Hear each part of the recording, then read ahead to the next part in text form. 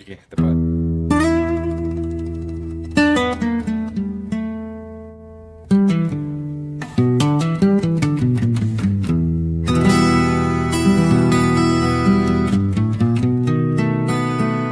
A man, Lord, Machiavelli production.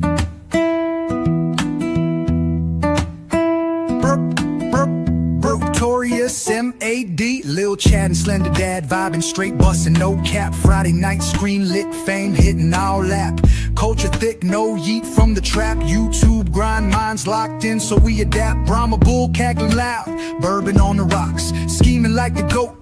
Comedy unlocks, mad shit smoke, cold as ice, won't fold. YouTube legend verdicts drip sharp like a judge's code. Brr, skirt, skirt that, brr, skirt, tat that. Brr. Ascending crew, let's get it. Stack them racks, laughs hit diffy. Dumb fades can't match these facts. Popcorn, popping chill vibes, brew sipping slow. Prime time screens live, we slap, we glow. Now that we're pulling up clean, double the cup of the lean. Shit supreme from the H to the Bay. Third ward holding it down. Crew lights the fuse, blazing wild, no snooze. Voices boom loud, screens popping, set the cruise. Grind levels up, shine hits, claim that juice. Rise quick, savage, laughter high, can't lose. Put a skirt that. Put a skirt tat that. Brrrla. We here to break the mold, eat the basic behind. With tales that slap and laughter intertwined. A quest to marvel where drip defies. In this lit realm, only passion flies. Brrr, skirt, skirt that. Put a skirt tat that. Brrrla. A sinning squad goes hard, blazing trails we pursue. Laughs hit like heat, dumb vibes getting cooked anew. Popcorn lit, locking tight, roll swift, no lack. Prime stream zooms, global brr tap, we stack. Skirt, skirt that, brr, skirt tat that. OM's here, yo. Nope. No, he's not. The man has conspired to keep imp away. But we do have a mad, which is worth many imps. How dare you? That's not convertible currency. Is it not? Yeah, I mean, how? That's not even like how am I even supposed to count? I don't know. I was trying to edit in the back, couldn't do it. 10 times 0 is still 0. But should we get a YouTube currency calculator to see? Now you how figure many out if I'm YouTubers- saying. Now you figure out if I'm saying that it's imp or mad. That's the 0. We know. One mad is worth 27 cultures at the current True. exchange rates, because you have to take the number of channels culture has, divide by 7. It'll be and like then one take of the. 40% off the top because I helped him get there. He doesn't acknowledge that. He's too cool for the room now. But it's all right. We got Josh Hammond in the chat saying first. Got Bad Take Bojan. Thank you for Bad Take. Always Hey, doing Bad- well about hey, tweeting Tina? out. Tina, I'll Yeah, be the hitting you up soon. Oh, now I figured it out. All right, never mind. I just put 2 and 2 together, Slender. You don't know me. No, I don't want to have this conversation. This conversation did not happen, will not happen, and has not happened. We are moving on. So Try to basically, chat, slender. what we're talking about in the back before we started. Nope. Nope. Copied Kitty. Oh, we were talking about how it's the month of Mad's birthday and the It gifts is. just rain down. Mad's 2-month birthday celebration. Too mad, too furious. That's how you should do it. For the next 10 years, you should brand each birthday after a Fast and Furious movie. This one is Mad. This is Mad Tokyo Drift. Oh, I was gonna go Mattio Drift. I was gonna go Mad Tokyo Drift. Mad Tokyo. That's a good one. And much like the Japanese guy in that, you'll constantly just be snacking as you're watching. The only person who snacked on screen Oops. more was Brad Pitt in the Ocean's movies. Now, you've seen those, right, Slender? The Ocean's 11, Ocean's 12, Ocean's 13. I think I saw the first 2. I know I saw the first one. Which one was their vacation and they just happened to have cameras with them? Was that the second one where they were in I Rome? think that was the second one where they're in Europe. Yeah, they were like, well, we're already hanging out. Might as well just bring a camera with us. That was the weird one where they decided that Julia Roberts' character looked like Julia Roberts. Which is weird because I'd never thought that. And then it's like, wait, so the person with you doesn't look like George Clooney or Matt Damon or anybody else? I don't. Yeah, when they do that, It's kind of like in the Last Action Hero. You know what I mean? When they go into the Blockbuster or whatever the equivalent was to Blockbuster in that movie, and it was Sylvester Stallone as the Terminator. Yeah, the same thing. And Schwarzenegger was like, "What do you mean? It's some of his best work." But in the Ocean's movies, Brad Pitt, I forget, I think he did an audio commentary where I heard him talk about this. He made a point of always like having a bag of chips or something to snack on in the movie every single take, so that he would, like, when he's going to do his lines, he's constantly shoving food in his mouth. That's weird. Another weird thing I heard about actors is that they're really sexualized. Like they like nude stuff. No, well, I guess some of them do. Nicolas Cage, whenever he prepares for a role, he thinks of his performance as music. So everything, all of his, and he does a different beat or a different song for each movie. And so if you look at The Rock, he was really big into the Beatles. That's why they had that whole thing about the Beatles. The character, yeah, and so his performance was based on a Beatles song, like his cadence and everything. You ever heard of The Rocket Man? Even though that wasn't a Beatles song, but that's the line that comes to mind from The Rock. For him, Sean Connery had the better lines, but yeah, of course he did. Here's a question then: what music must he have been watching when he made some of those low-budget, terrible movies like Mandy? Oh, I never watched Mandy. It was bad. Oh, now, I will say I really liked his Five Nights at Freddy's ripoff. Mm-hmm. It was fine. Was some Willy's Wonderland? Yeah. Is that what it was? Yeah.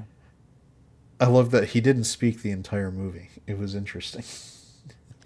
I hate I that. I actually enjoyed that movie. I thought that movie was funny. I enjoyed it more than Five Nights at Freddy. Oh, absolutely. No, but like he's not trapped in there with them. They're trapped in there with him. You know the trope, first one comes by and gone in 60 seconds with Bullet 2 Tony, and he doesn't talk. Sphinx. He was Sphinx in that movie. Oh, okay. Sphinx. He takes it very personally. I really like Gone in 60 Seconds. I think it was better it. than Fast and Furious. But not better than Biker Boys. Never You're like Biker you're Boys. like Mad is all right. I was at the theater when Biker Boys came out.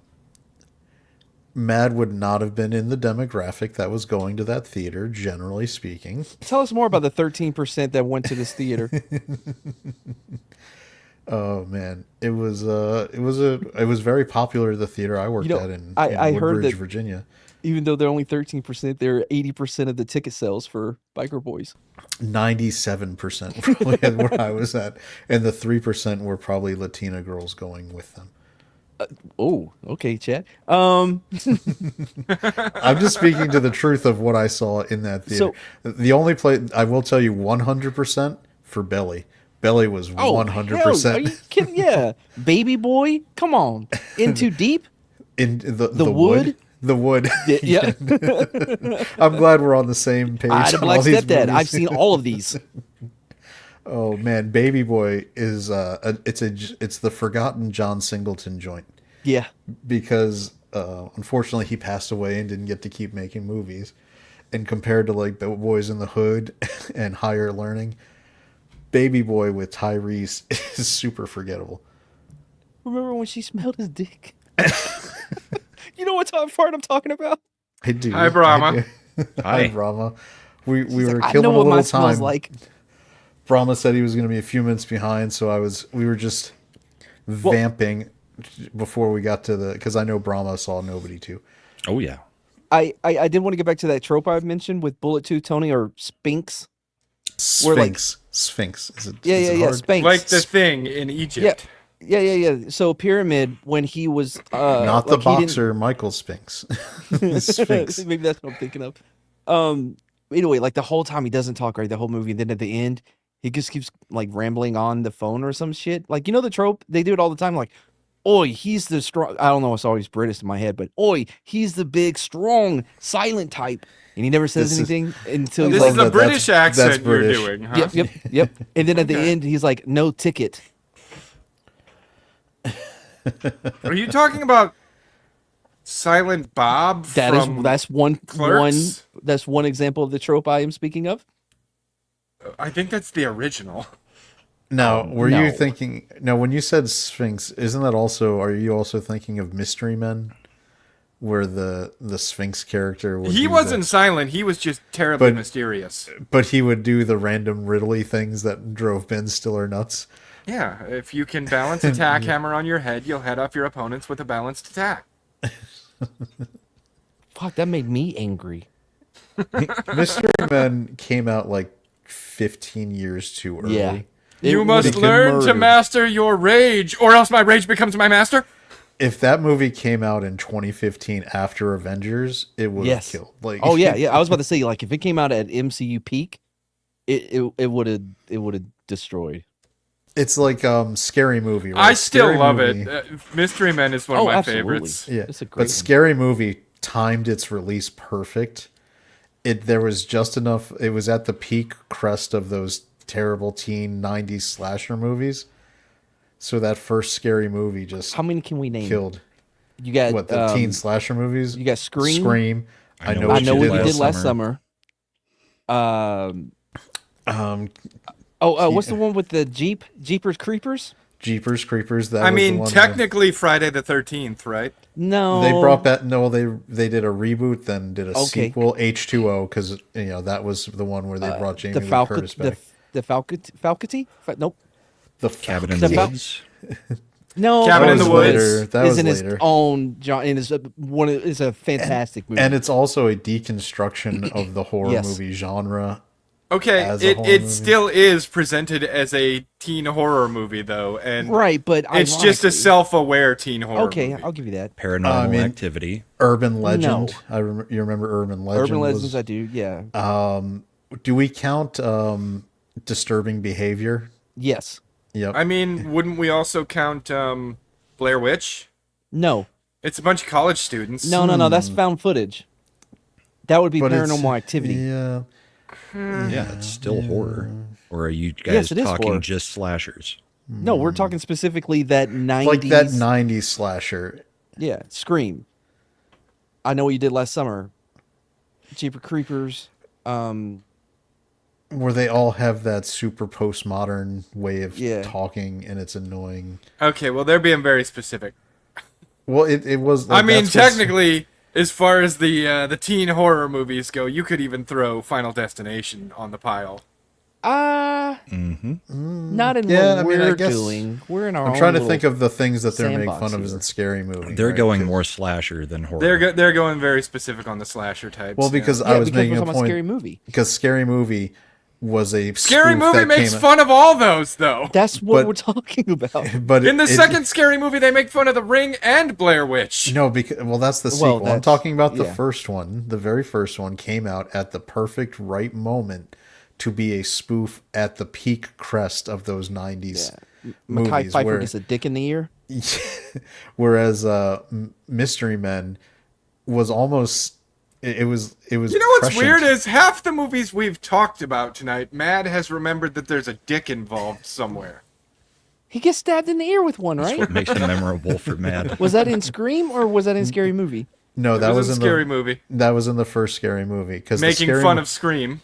Scary Movie 2 was when the clown gets pulled under the bed by Oh, Wayne's, yeah. and he's like, "Look, Uncle, whatever's got something for you," and his junk wraps around the clown and pulls him under the bed, and he drags, and his nails leave the marks on the floor, which was funny. I don't remember which Scary Movie it was in, but my favorite one was where he puts the headset on and he's fucking around on the computer and his wife starts getting like the Conjuring all over the room behind him and he doesn't even notice it. Oh, I think that's part 2 because they were making fun of The Haunting. Where Yeah. they had the goggles where they could see the ghosts. Oh yeah, And 13 take my Ghosts. strong hand, take my little hand. 13 Ghost was great, but also You- not a slasher. You liked that movie? Oh, yeah. Yeah, no, I wasn't put it in this category because I somebody said I The Haunting. liked the movie. I hated the special effects. It was before its time. Yeah, That was- I don't think they had the special effects to pull the movie off, but I thought the story was decent. That movie, this line in Stir that of movie Echoes. killed when Wayne's was like when that movie when it got to that part and do you have anything you would have said to the victim? Run, bitch, run! They just don't make good spoof movies. They're and I- rebooting it. They're bringing it back with Anna Faris, Regina Fuck Hall. off. They're trying, but I think the Wayans brothers are coming back to make it again. Okay, and now I'm back in because It was after the second one, like Okay, Scary now Movie. I'm back in. From Scary Movie 3 on, it was the Zucker brothers. You know, the guys who did Naked Gun, and that's when Leslie Nielsen showed up and they started doing some of the sillier stuff. I'm not looking forward to this reboot of the Naked Gun. It was funny. I It liked was it. actually Yeah. semi-funny. Yeah, it was good. Well, I guess we're just seeing everything without me. I mean, it's not like It's been pure out for a cinema week, or man. anything, but it's a satirical comedy. You're not exactly looking for It was anything definitely deep. it's definitely a Seth Rogen comedy. Not Seth Rogen, Seth I was gonna say, I've changed my mind, Seth then I MacFarlane. fucking hate it. no, it's Seth MacFarlane. They're both I mean, why they have to all be named Seth right now. It's Seth MacFarlane. I wonder style why in humor. Hollywood there's so many Seths. So they have a lot of the traditional Naked Gun, like being very literal, and then they also have the complete digressions that Seth MacFarlane is. But they were well done in this one. They weren't overly used like they are in Family Guy. Hey, Brahma, who's I your don't know. There favorite was Hollywood like a Seth? 15-minute cutaway. And it was fantastic. I laughed my ass. With the Slender did- snowman, I love Yeah. that part. My favorite Seth? Mine's Seth I don't know. Cohen. I don't even know who that is. What the fuck? Seth Cohen, son of Sandy Cohen? Oh my! All right, so look, What about Sandy Koufax? no, Sandy Cohen. He was like a surfer lawyer guy, like public defender, because his wife they live in the OC. Did he rob And Banks? no, Was he a part of the lawyer. presidents of the United No, he States? wasn't. No, he was just a regular public defender. His wife made all the money because of her dad and all the real estate stuff. Anyway, so he defends his kid named Ryan. He's from Chino, and he gets in trouble and shit. And they let him move in, and him and Seth becomes best friends forever. And you know they were just it was California, man, driving down the 101. California. You bringing this all back to the OC? Yes, all of he that is. was the OC. I didn't watch it enough to even know. I wasn't an OC boy. Sorry, Bro, I had I the didn't watch it at all. DVDs, bro. I had seasons, and I'm in the barracks watching it. I just going like, what the fuck is this? Their language was a little saltier then. I was like, bro, sit down, just watch a couple episodes. They all fell in love. They're like, this is it. Fuck 90210. Ho. Okay. All right. Well, I think it's a good time. Speaking of, all right, so this is actually a funny transition because I first saw Bob Odenkirk that I remember in the '90s on a show on HBO called Mr. Show with Bob and Dave. It was a sketch comedy series. It was pretty funny. And Is that a Skarsgård to the left? maybe Don't think so. I'm pretty sure if that's it is, it's a younger one. yeah. It's Like the a lot Skarsgård younger. that was in Boy Kills World. No, it's No. definitely not him. I'm pretty sure it's a Skarsgård. No. You are incorrect. You are wrong. Then who is he, Brahma? An actor that's not. Oh, Matt okay. So Skarsgård. you don't actually know. His name is I Brady saw the Mansell. movie. It's not him. In the movie, and his actual name is Gage Monroe. Hyphen. So, Gage That doesn't sound like Hyphen. Skarsgård, does it? Hyphened. Mad's waiting for the hyphen. There's no hyphen. No hyphen. All right, so funnily enough, Slender hasn't seen the first Nobody, but Nope. So the fun. So if you know You Bob don't have to, Odenkirk, though. but if what I'm getting at is if you know of all you know of Bob Odenkirk are his comedy roles that he's done for 25 years. When you saw the first Nobody and it came out of nowhere, and you're watching that movie, and it's a lot like when you first watch the Kingsman. Kingsman and you see Colin Firth just do that, church scene where and you're like, holy shit, like, That was a great scene. yeah, One of the best fight scenes put on film. yeah, and Bob Odenkirk it's the same vein. Like he's just a comedic guy. He was in obviously everybody knows Better Call Saul, and those other things where he's not Breaking known for Bad. being, and Breaking Bad, where he's not known for being an action type, and he sells it so well. And the first Nobody was awesome, Yeah, I rewatched it today. and so that leads us to the second one.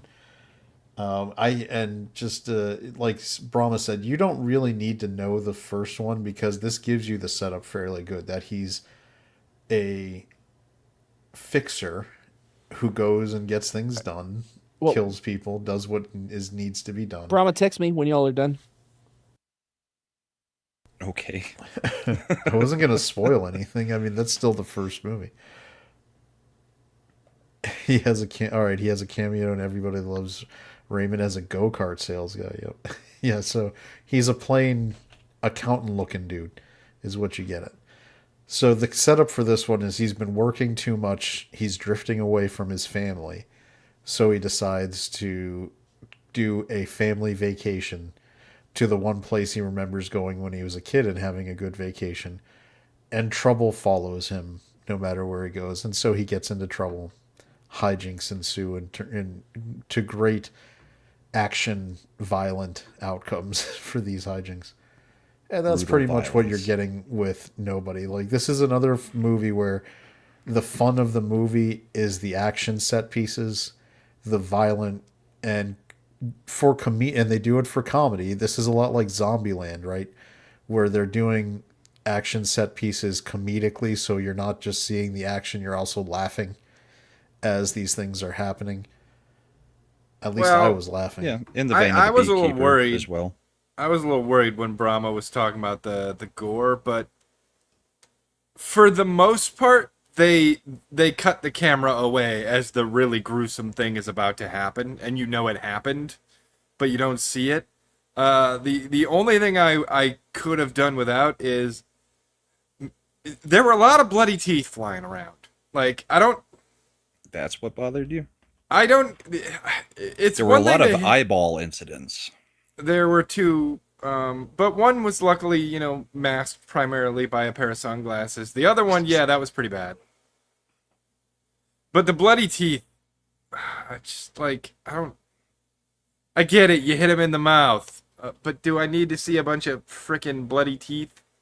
Yes. No, Why we watch hockey, too. no. Yes. So, yeah, I mean there is a lot of close-ups on like that because he's fist fighting a lot. He's not always using guns, but when he does use guns, it's used entertainingly. So, my thoughts on the movie in general are that it was solid, it was entertaining. It was not to me as good as the first one, partially because you don't have that surprise element of the build up to seeing Bob Odenkirk like lose it on these people. The other thing is Sharon Stone plays the villain in the movie, Sharon Stone plays Sharon Stone. and she's terrible. She was Yeah. She is she the was- worst part of the she's movie. so terrible. Like her being that bad as the overarching villain drags down the movie And and she my looks enjoyment horrible. of it. Like I don't know if they seem to be committed to having a female villain so that they could do things. Yeah, have that last 5 to 10 minutes. last scene. moments. Yeah, Yeah. so if you were gonna do that, I mean, go get Well, Halle you Berry. can't have a man Go be get- that competent leader. Like, I would have been able. I know she's overplayed now. I would have been more comfortable with Michelle Yeoh doing it.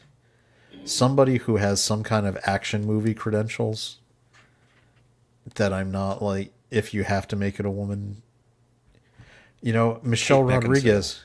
Get Michelle Rodriguez. She could pull off a crime lord.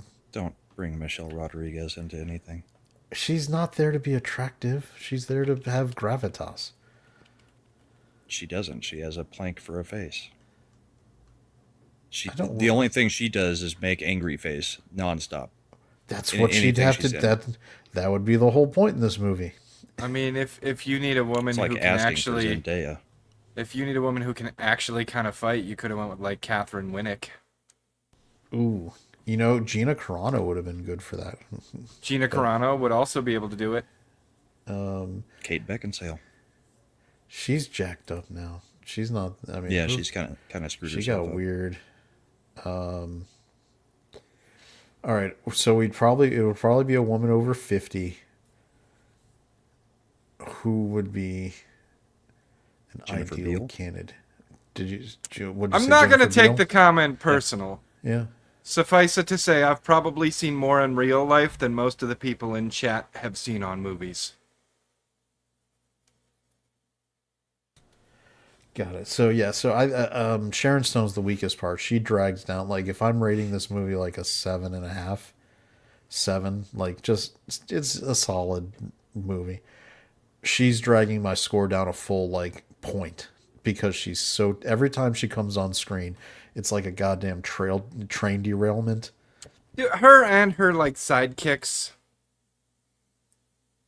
Well, It was- they're only there for a very short amount of time. And I could have Yeah. used.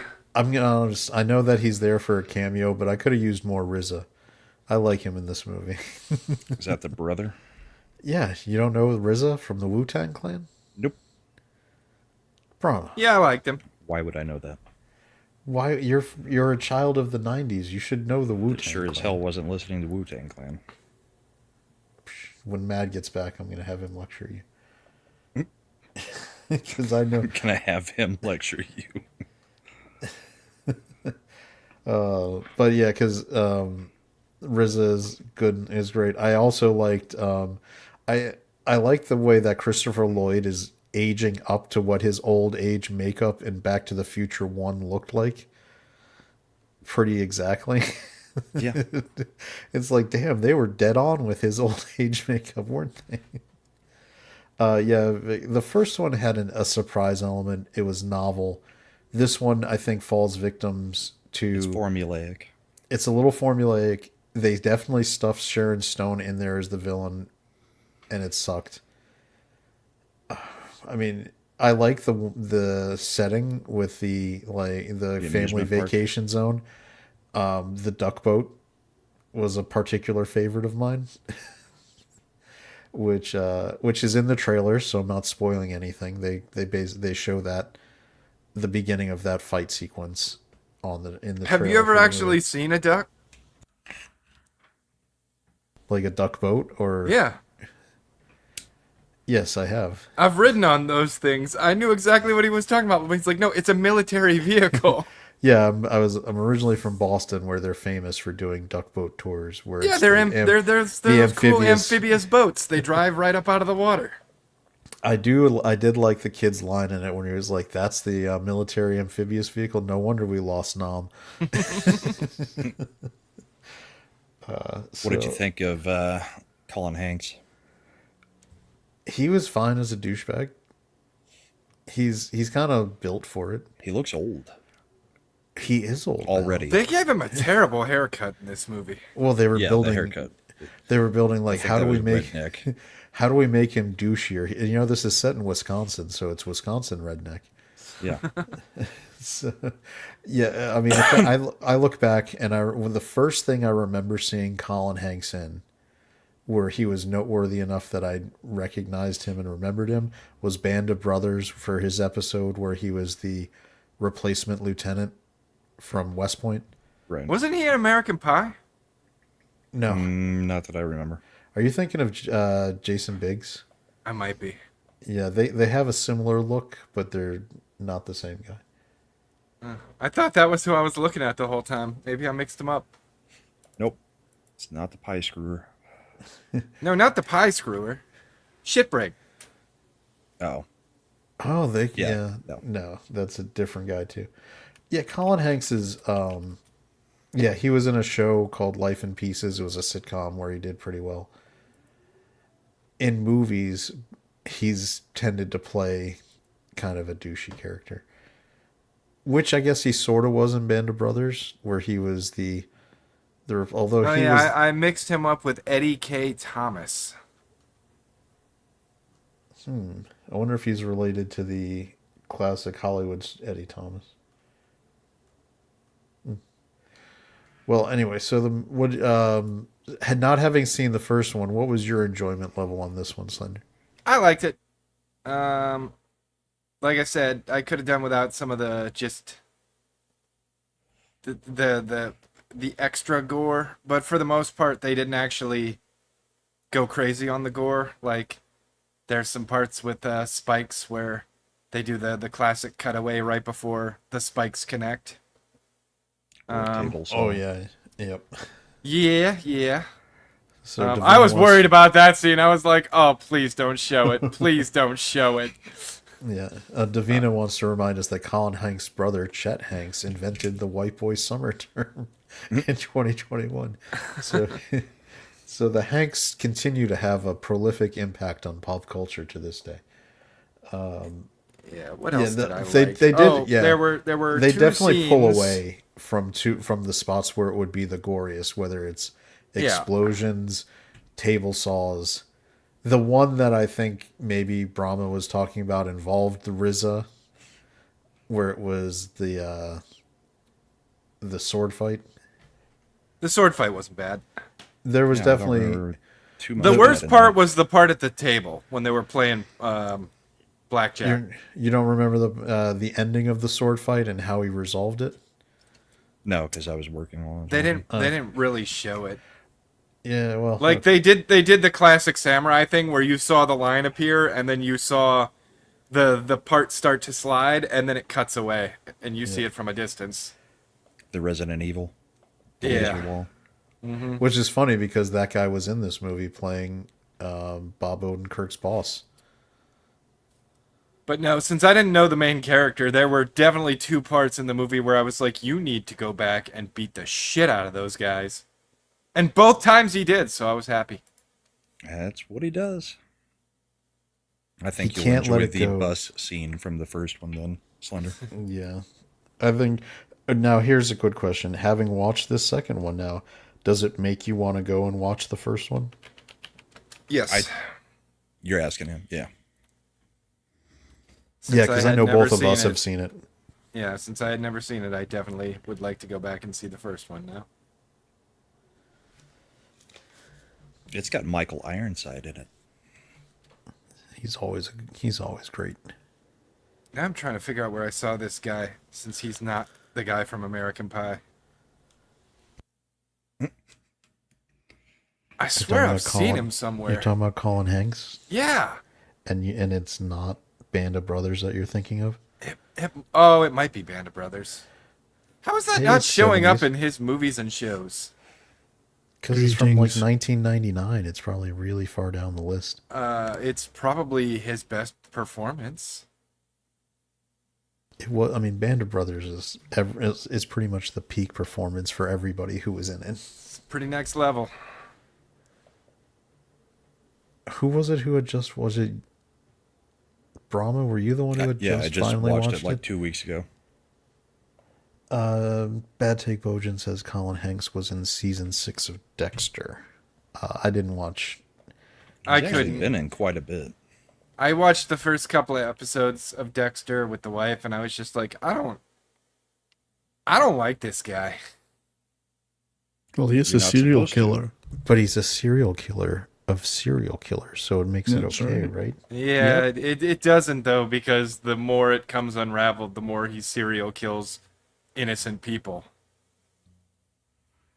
Did he? Did he actually kill any innocent people? Well, nobody's innocent in the fucking, in the grand sense of the stage of life. So we 70s. could kill everybody then, couldn't we? No If one you're- is if- innocent. If you're fucking Dexter, apparently you can. And people were fucking him. That was the weird thing about it. Well, what, it was his sister. Turned out it was his sister that he was sleeping with. Or half sister or something I like don't. What I are don't. you talking about? I don't wanna talk about that this was show Game of anymore. Thrones. that. No, I think Dexter was into that too. He didn't know it was his half sister until season 7 or something. That doesn't. Yeah, all right. It's like, how do we I make? I how don't can- like serial killers, Josh Hammond, but I also don't like serial killers who kill serial killers. Would you like serial killers who killed serial killers who killed serial killers? What if they only killed people who dressed up like the mascots of cereal, like the Cap'n Crunch Killer? That would be Or unacceptable. I really like the Captain Toucan, Crunch. the Toucan Sam Slayer. Toucan Sam, I could take or leave, but you stay away from Captain Crunch and you stay away from the Leprechaun. What about Snap, Crackle, and Pop? Fuck them. They can go. 70s, did you have a chance to see Nobody 2? Not yet, I'm afraid. I do want to see it, but I have not had a chance yet. The first movie was good, so but I've heard that this one doesn't he do a bit of a dumb thing by going to this town, like he knows this town's full of bad people. No, He doesn't know it's full of bad Oh, he people. No, doesn't. he I has thought he no did. idea.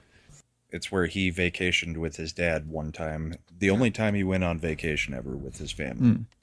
And his family So are well it's aware got of his sentimental value. To right. it. His family are well aware of his profession now, are they not? They're part of it. Yeah. Yes, indeed. They were And in he, Nobody I mean, Won. he realizes like midway through the movie that he should have known better because the cameo we were talking about with the brother is like, yeah, Dad took us there on work. Yeah, but it looks like it's projecting around $9 million for opening, which I mean, I think it's already made all of its money. Yeah, I mean, It it cost didn't cost that 25 much. million, Yeah. and they've already got a deal with Netflix. So Yep. everything it makes in its theatrical run is probably going to be profit. Yep. Go ahead and let Mad know he can come back now. We're pretty much. Also, it was nice that it was only an hour and a half long. That's perfect. Yeah, they did keep it to a nice tight Tight timeline. hour and I've a heard half. contrasting opinions about Sharon Stone's performance, though. Some people have It was said terrible. it was It's terrible. ass. It's ass. Yeah, and others have said it was really bad. Yeah, Some said it was terrible. Some said it was really bad. she leaned into it and tried to go really over the top with it, but it made her character seem out of place with the rest of the cast. I think she just played Sharon Stone. I think she is that crazy in real life now.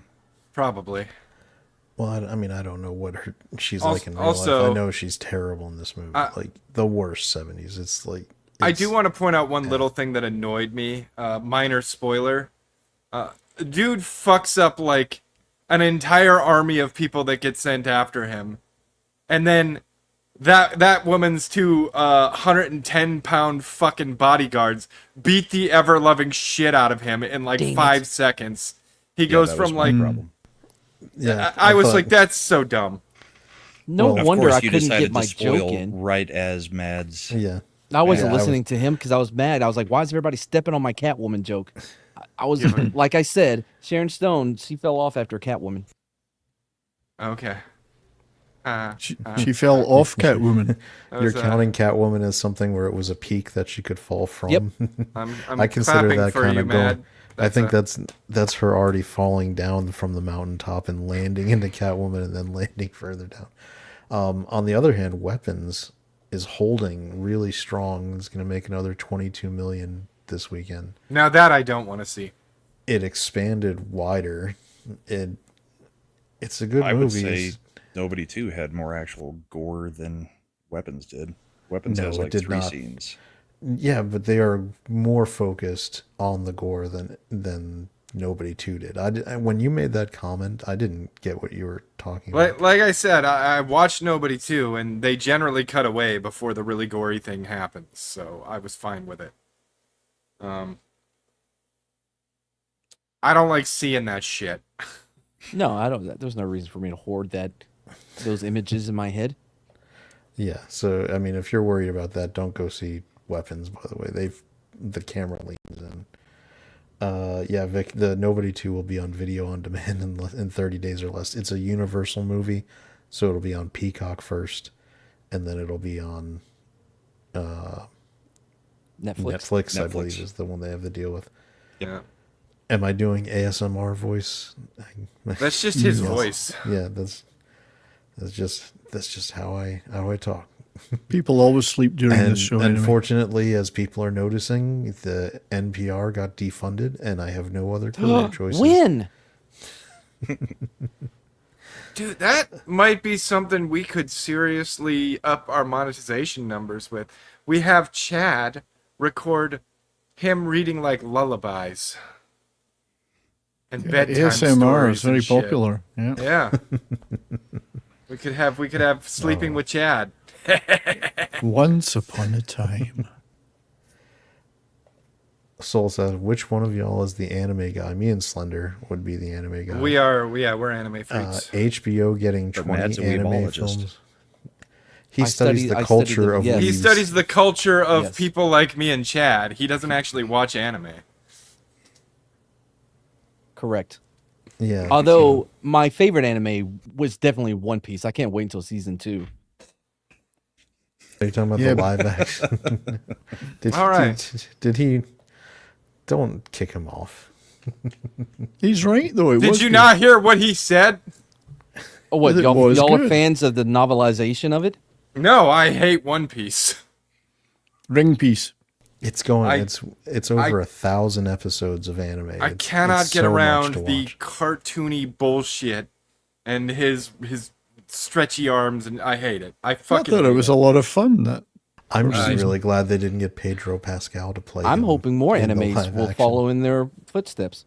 I indeed make them kind of properly hate you in right live now, action. Matt. This is better in live action. That's all. Yes, he's right. I'm sorry, I'm a human being and not a One cartoon. Piece of what? That is the question of what the One Piece actually is. It's not been answered in over. It's See, no, I was it's told Buggy not to Thousands kick of Matt out, episodes. but now I just Wait. want to leave. No, to answer the question, it's Buggy. Buggy is One Piece. He's in 10 pieces, and then he brings himself back together into one piece. He is One Piece. What the fuck are you talking about? Buggy, the clown guy. Oh, you don't watch Indeed. it, so you don't know. Yeah, I have no idea what the fuck you're talking about. I was talking to Chad or someone else who knows what I'm talking about. I know what you're talking about. All right, I'm gonna go get another beer because this is difficult to tolerate. driving him to drink. Driving him to drink. But he doesn't even watch One Piece. You don't. You, Matt. I don't. I'm sorry. I saw season 1 twice. I'm hoping No, one what- day they'll make an anime of it. What I'm gonna say is, Oh, I don't know care for that the you are novelization. doing this to wind him up, and I know it. Who? 70s? And the way you just No. said "who" tells me exactly what you're doing because you're like, Slender doesn't who? get wound up. Me? What are you talking about? all right. Oh, here's something funny that I think you guys may have seen make the rounds, but I'll share it here and we can discuss. Which is Alan Tudyk was doing an interview, and a lot of people forget that he was one of the early mocap actors. He did an iRobot. He was the robot. That's right. And he was more popular than Will Smith. Yeah, and that's what came out in this clip, which is funny.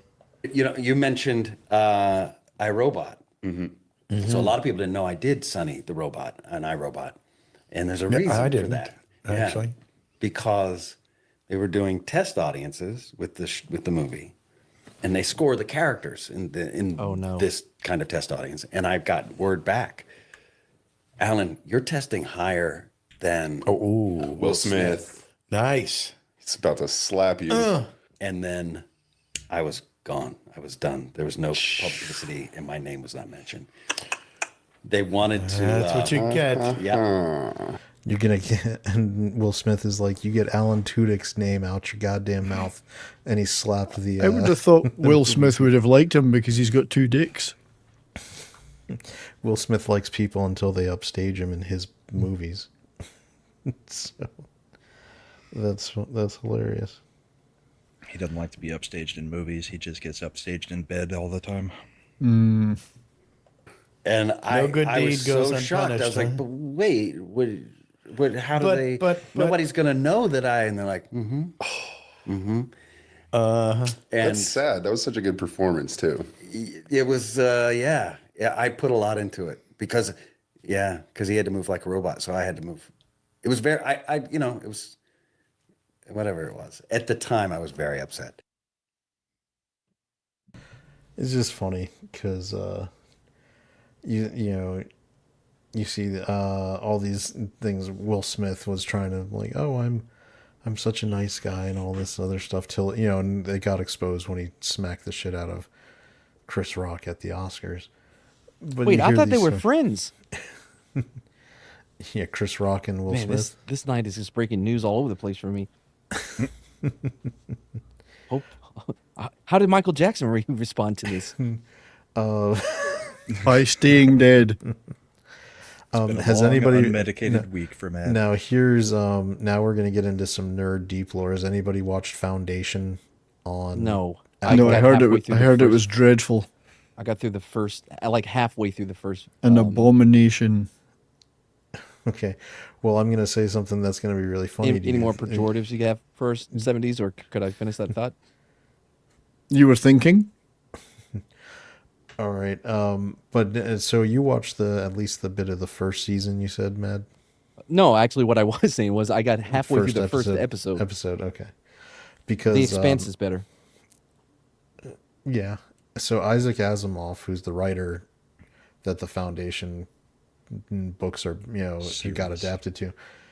One of the lead characters in the Foundation books is Sonny the robot from iRobot, because robots don't age; they can live forever. So it's interesting. They, of course, shockingly converted the character to a woman for Foundation, because if it's a robot, you can put whatever outer shell you want on it. But it's still funny that they did that, because it's how Isaac Asimov connected his stories for a shared universe of like human future history, and they still felt the need to make it a woman. Is the gender swapped a character with no real gender in the first place? Correct. That's what they did. So it was kind of that's Gender that's so coded. funny. Now getting back to chat, when I saw this, yes, Eric, something with X-Men 97. Davina is right. It is Bo DeMayo who was the showrunner, and he's been just letting slip all of the gossip about how Marvel ran their show. Well, every other show. His show was essentially untouched until they realized it was good and they fired him. Yeah, he said they wouldn't let him use specific writers that knew the material because they didn't want that. All right, Matt, this one is for you since you like sharing and making your AI music, and I want you to tell me on your mad scale how well you think this one came out. You are on this council, but we do not grant you the rank of master. What? How can you say this? You got some nerve sitting there shameless. Stop. I bled for this order. I hate knew it. this would. I knew this one would get you. The guys that actually do the rap battles with like Batman and Joker and stuff, like it's actually them do it. It's way better than this abortion of a. So there was they after Anakin's they cut to Yo, entitlement thicker than a hut, getting fatter. Ego inflated like a pie versus bladder. A saber with anger don't make you matter. I hold They more power than a switched Death Star styles reactor. for I make Samuel fucking wind do no Jackson. hair, just swagger. You pose like a Jedi, but your presence is weak. I step. No, it doesn't sound anything like Mace Windu. If Mace Windu was a rapper, he wouldn't be like a Midwest chopper, like fucking Tech Nine or a Twista. You know what I What mean? the fuck is a Midwest chopper? I think it's a motorcycle. like Tech Nine. Tech Nine. You're gonna have to explain that. Demonstrate it for me, and do it with the British accent. Oh, Mad, while you were gone, Brahma didn't know who the RZA was. The Rizzo. Who's the Rizzo? RZA. From Oh, Wu-Tang. RZA. RZA. Man, hey, Brahma, you better be careful, bro. Wu-Tang Clan ain't nothing to fuck with. I wouldn't know. Yeah. Exactly. Yeah, I don't understand it. How See, they I know don't who fuck the with Wu-Tang them, is. so I don't know who those people are. Do you not know who ODB is? I mean, Method Man? no. Oh, but anyway, Mace One of them Windu would wears have a more big of like a third coast kind of choppy, like ESG or who else? Like Little Kiki, Slim Thug. I hate that you know any of these names. These are Slim Fats. these are killing me. All right. Now let's see what Mad where you think they went right or wrong with Obi-Wan style. Padme hit me up on a late night shift, sliding smoother than a Jedi I hate mind this. trick. I hate felt stop the it. disturbance Hate it in my so body much. as your girl felt End it it too. now. We're done. All of that is garbage. We risk fucking copyright strike for that shit. That's not copyrighted music. I don't know that. It's not. Everything gets hit. Why would you do that to us? Now I feel bad for all the One Piece jokes. Good. Well, then never mind. I'm glad you punished Mad sufficiently for what he made me deal with. Fucking hate One Piece. Mad, what do you like about One Piece? It was in live action. That makes it even worse. Hey. One more thing, because the Roblox thing is a little bit down of a this- downer, so I want We got to get ready because this shit's about to get heavy. Yeah, so we're gonna get some light stuff in before that. Here you go. This one. Come in. Hey. What's up? So your subscription is actually going to be $10 more now. Okay. Are you at least working on new Mandalorian or Yeah. It's on its way. Coming soon. soon? Yeah. Sure. Okay, fine. Whatever. Yeah. No. Hey, just wanted to let you know that our subscription model is changing. What does that mean? It's more expensive. But we have the new Love is Blind. Yeah, I don't watch that show. Your girlfriend does. All right, fine. Anything else? No more password sharing, and we're doing advertisements now. I might cancel. You're not going to cancel. Okay. That is, that's how Slender is, because you get it for your phone service, right? Yeah. Netflix. I would not pay for it. How is this better than cable? Bitch ass. What? Dude. Oh, I forgot you even existed. What I you did have? too. Shit, I gotta turn that one off. Which one? I watched fucking Severance because Mad was like, "You gotta watch Severance, fucking dude." great. Ended And it was great. absolute garbage. It wasn't. Well, you should watch Murderbot too. Oh, Murderbot's fantastic. yeah. Did you see it, Chad? Yes, Here's of what I'll course I tell did. you. I'll tell you, Severance That season had a 1 was Skarsgård. really, really good. Severance season 2 was a hot pile of garbage. Wrong. But Murderbot is phenomenal. I've really enjoyed it. Chief of I War's can't going trust okay? you after what you said about Severance. I thought you liked Severance. I liked He does. season 1. I hated season 2. He didn't. Season 2 was so boring and so drug out, and then it all ended in a shit show. I thought they nailed the ending. Okay. Did you think they drug it out? I thought they nailed the ending. Did you think there were some serious issues with entire episodes where it didn't make any sense as per the lore that they had established, but they did it anyway because they wanted to? I thought they nailed the ending. Matt's Yep. over here, John Goodmaning. Yep. Call him you are. Call him Mm-hmm. you What was Call him the you are. what was the show that you guys kept arguing about for like 3 seasons? From Yeah, whether it was good or not, and I was like, I'm not watching a show that you've been arguing about for 3 seasons on if it's good.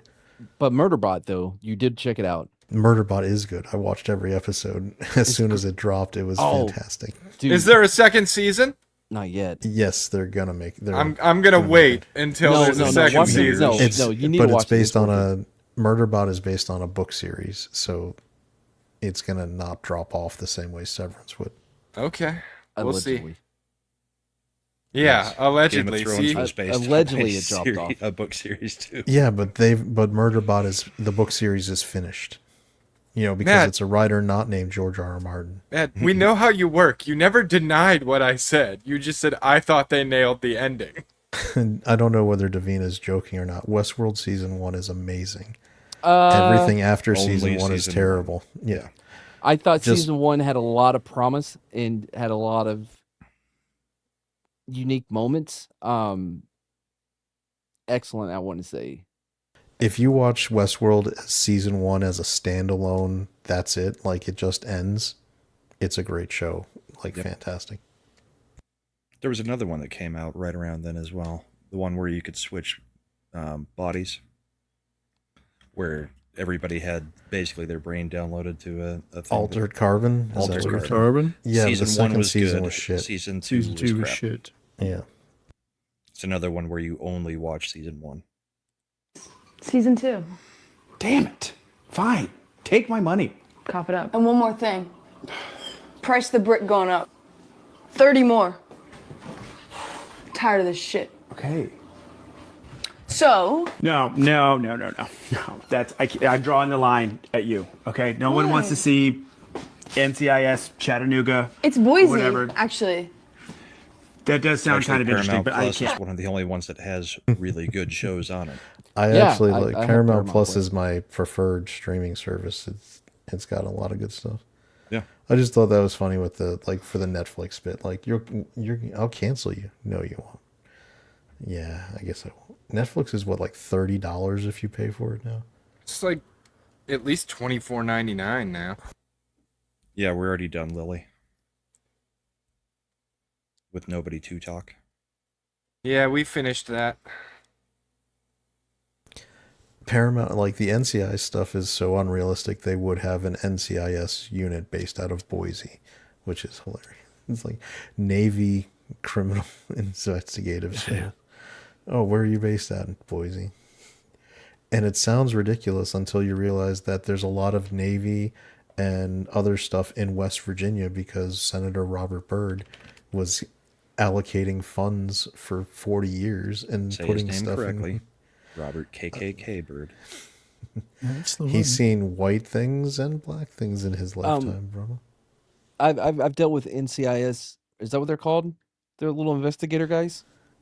Yeah. Mm-hmm. The Okay. Navy dudes. Hold on, time out. We're gonna debunk this right now, Shifty. Netflix is $7.99. No, standard with ads is $7.99. Standard is $17.99. Adding a member, in case you want to watch it on more than one screen in your house at any given time, is an additional $6.99 with ads, or $8.99 without ads. What is it? And for the premium 4K? is $24.99. Is that the 4K one? Yes. Where there's only I about mean- 30 shows in 4K? Yeah. No, there's way more than that. But So basically, unless you want to get ads, you're paying at a minimum $18 a month. And if you have a lot of people in your family who all try to watch the shows at the same time, even if you don't go premium for the 2 extra members, you're paying 18 plus 9, so $25 a month if you want it with no ads. right, and then it's even more if you want to watch it in, like, if you don't want to watch it like a poor person on 1080p or some shit. It's still 25 if you basically they price fix you into premium unless you're you know, if you want 4K, you're stuck at $25.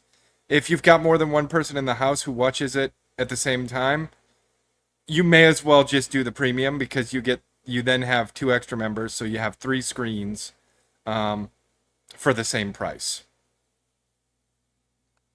I don't think it's an issue on watching it on multiple in the same house. Oh yeah? I think Try it's it. just other addresses. Yeah, I mean, No, we've done it here quite a It's bit. it's multiple screens. You They- have to have a tier that allows you to have Oh, sorry, I said that simultaneous tier. streams. Yeah.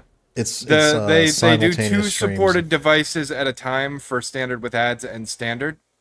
But the thing they don't tell you about the standard is if you're doing it without ads, that's only on one screen. And then the premium, you don't get ads, but you can do it on up to 3 screens.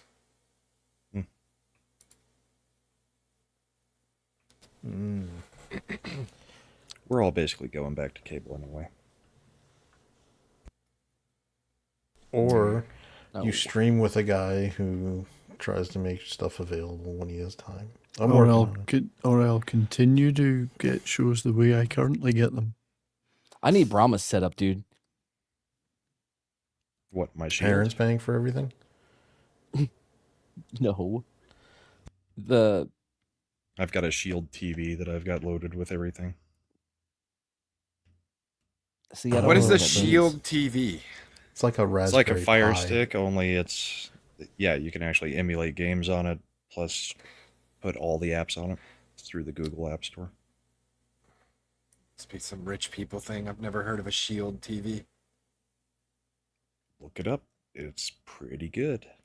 Let me Better look than that just up. using a Fire Stick. Shield TV. It's made by NVIDIA. Oh, yep, I'm out.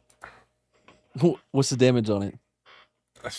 He said it's made by Nvidia. That was the end of the conversation for me. Nvidia is an evil company. Yeah, but they're the gaming the card. No. What do you use? AMD? Yes. Yes. Ugh. Hey, All right, if who you had get to him- rebuild their entire computer the other day? I didn't. Wasn't You mean me. Reinstall Windows?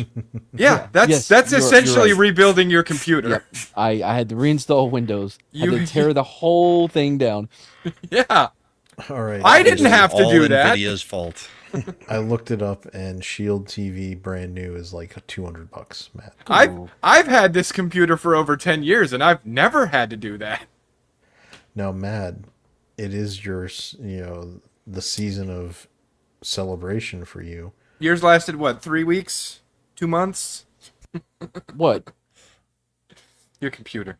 3 years. I know, I'm fucking with you. Well, he also has it in like the kitchen. It's not in a good environment for. How is that a long-term bad use. environment? I'm gonna call Computer Protective Services on you. It's probably better than the garage. Your computer has weird conniptions sometimes too, but that's usually audio. I don't think that's not like the hard drive going out. I think You that's talking about yours. me? No, Brahma. I was gonna say my computer hasn't had a conniption since I figured out that Streamlabs is stupid. No, Brahma has like Or although that- StreamYard. It could be EVMux. Whether it's EVMux or the It's soundboard. EVMux. Yeah, it doesn't seem to happen as much or at all on StreamYard. But to each their own. EVMux does have all the chats. I can't place, save which is money and nice. accept ads. I can't. I'm spoiled at this point, and my time is worth more than the ads. Yep. Yeah. So anyway, Matt, you should tell the certain person who gets gifts sent to your door that an NVIDIA Shield is something you might like for $200. And then I can teach you how to sideload all the other things. I'm already out. Or you can have it shipped to Brahma. He can sideload everything and then he can ship it to you. Nah, man, I got to get new tires. and I'm gotta just I got a trip to Chicago coming up. I just don't want Nvidia to make any money are you from going to anybody Chicago? for any reason because no, shut up. Shut up. We can talk about that after the show, Brahma. What, that he's going to Chicago? Yeah, It's a shut super secret thing. up. We don't discuss it on air. He just said it out loud. Yeah, because we can't trust Mad to keep things secret. You think he has any meds right now? Do He's you- fucking loose cannon. Do you know how many secrets Quarter Black Garrick trusted me with? A lot. That he whispered were in some. your ear lovingly. I thought with their little fucking sleepover party this far in the rear view, I didn't think we'd have to hear Mad brag about it anymore, but apparently that's just I my just wanna know, fucking 'cause life It's now. not that far in the rear view. Look at my arms. Oh my god, they still haven't healed? Bro, No, that's not even that's- close. It's not supposed to be like that, though. No, it's not. You need to go to the doctor. Where did It- you stick your weenus that it got herpes? Apparently into a wasp nest. I wasn't even having No, a flare. does Texas not? Hold on, does Texas not have annual state safety inspection of your vehicles? Of your penis. Is that like a Virginia Yeah, thing? I got They it. don't do it here. They don't do it in most places, Chad. I will say that is one thing I really appreciate about it. So in Virginia, on an annual basis, you have to bring your car in for a state inspection, and they check your tires, and if your tread life is down to like 2/12 or whatever it is or lower, if you've got bald tires, your car will fail state at safety inspection, and you have to fix whatever's wrong or it can't be driven. It'll Chad's just over get here govern me Yeah, harder, they have a Daddy. similar Yeah, thing in Britain. That's a similar thing in Britain. Okay. I'm sorry. Did you say you appreciate that? Yes, I do. Yes, he because did. Because I'm sorry, when I drive over the border to West Virginia and I see all the blown out tires that are killing people. Oh, It's hey, a fair Chad. minimum thing. I don't know if you know this, but West Virginia does the same fucking thing. Oh, So- the safety inspection? Cute joke, but stupid. They have a safety inspection too?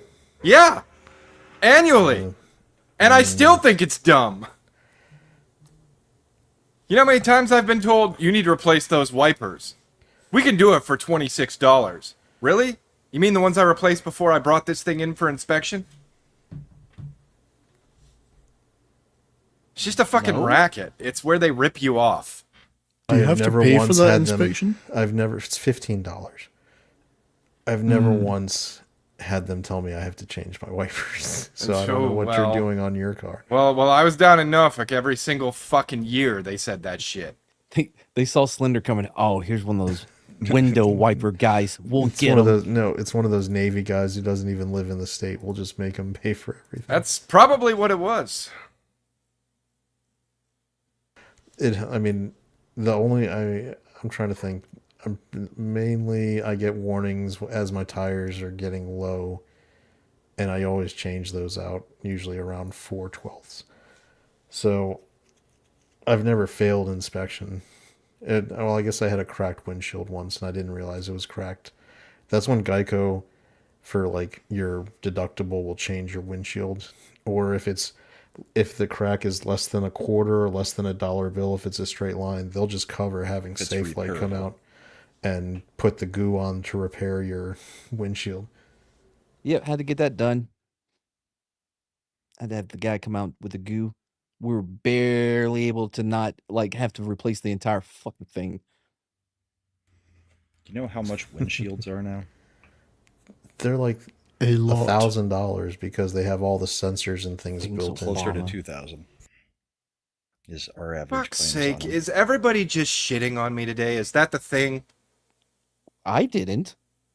I That's was a on your fetish. side. What are we talking about? I think he's seeing Shifty making West Virginia jokes in the chat. Oh, I might not be in a good headspace for the West show tomorrow. vagina. I'm gonna. You guys talk about whatever you're talking about. I'll be over here not paying attention. but isn't the Roblox topic yours? I didn't come up with it. No, that was No. because it's such a big thing in gaming. I thought it would be something we would talk about. It's funny that it blew up now because I've actually played some Roblox games for the first time ever. 70s, be careful. When I saying that visited kind of my thing. grandchildren who wanted me to play. And then all this happens.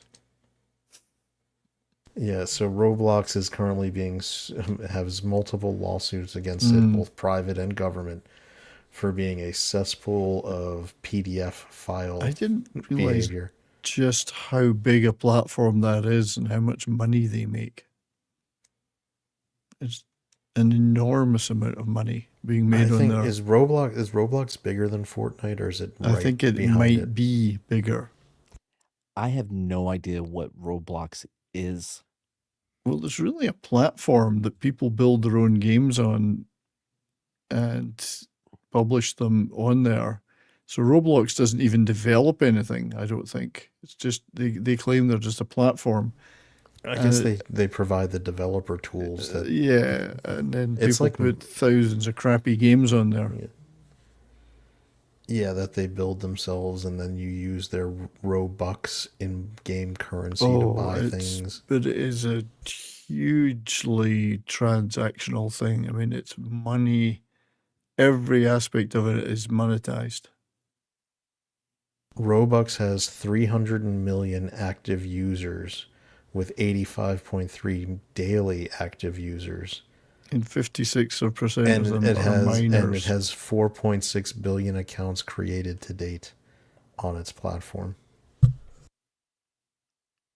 Yeah, I didn't really understand what it was until my grandkids said, "Oh, let's play some Roblox games?" And oh, that's what it is. Now the stuff they're playing, and I mean they're locked down pretty tight by their mother for what they can do. They can't spend money, they can't chat, and they can only play certain games. But I believe that otherwise it's the Wild West if people are not paying attention. Yeah, Eric, what's really great is of those huge numbers, 56% of those active users are under the age They're of 13. minors. Yeah. And of that 56%, 40 are under 9. Well, Davina points out that Gilded and Roblox are connected. That's why I That's when we scrapped the abandoned it. Gilded. Yeah, because of the Roblox thing. They demanded you had a Roblox account. But, yeah, it was interesting to Yeah, get so introduced to it. They're getting just absolutely hammered for all this stuff right now.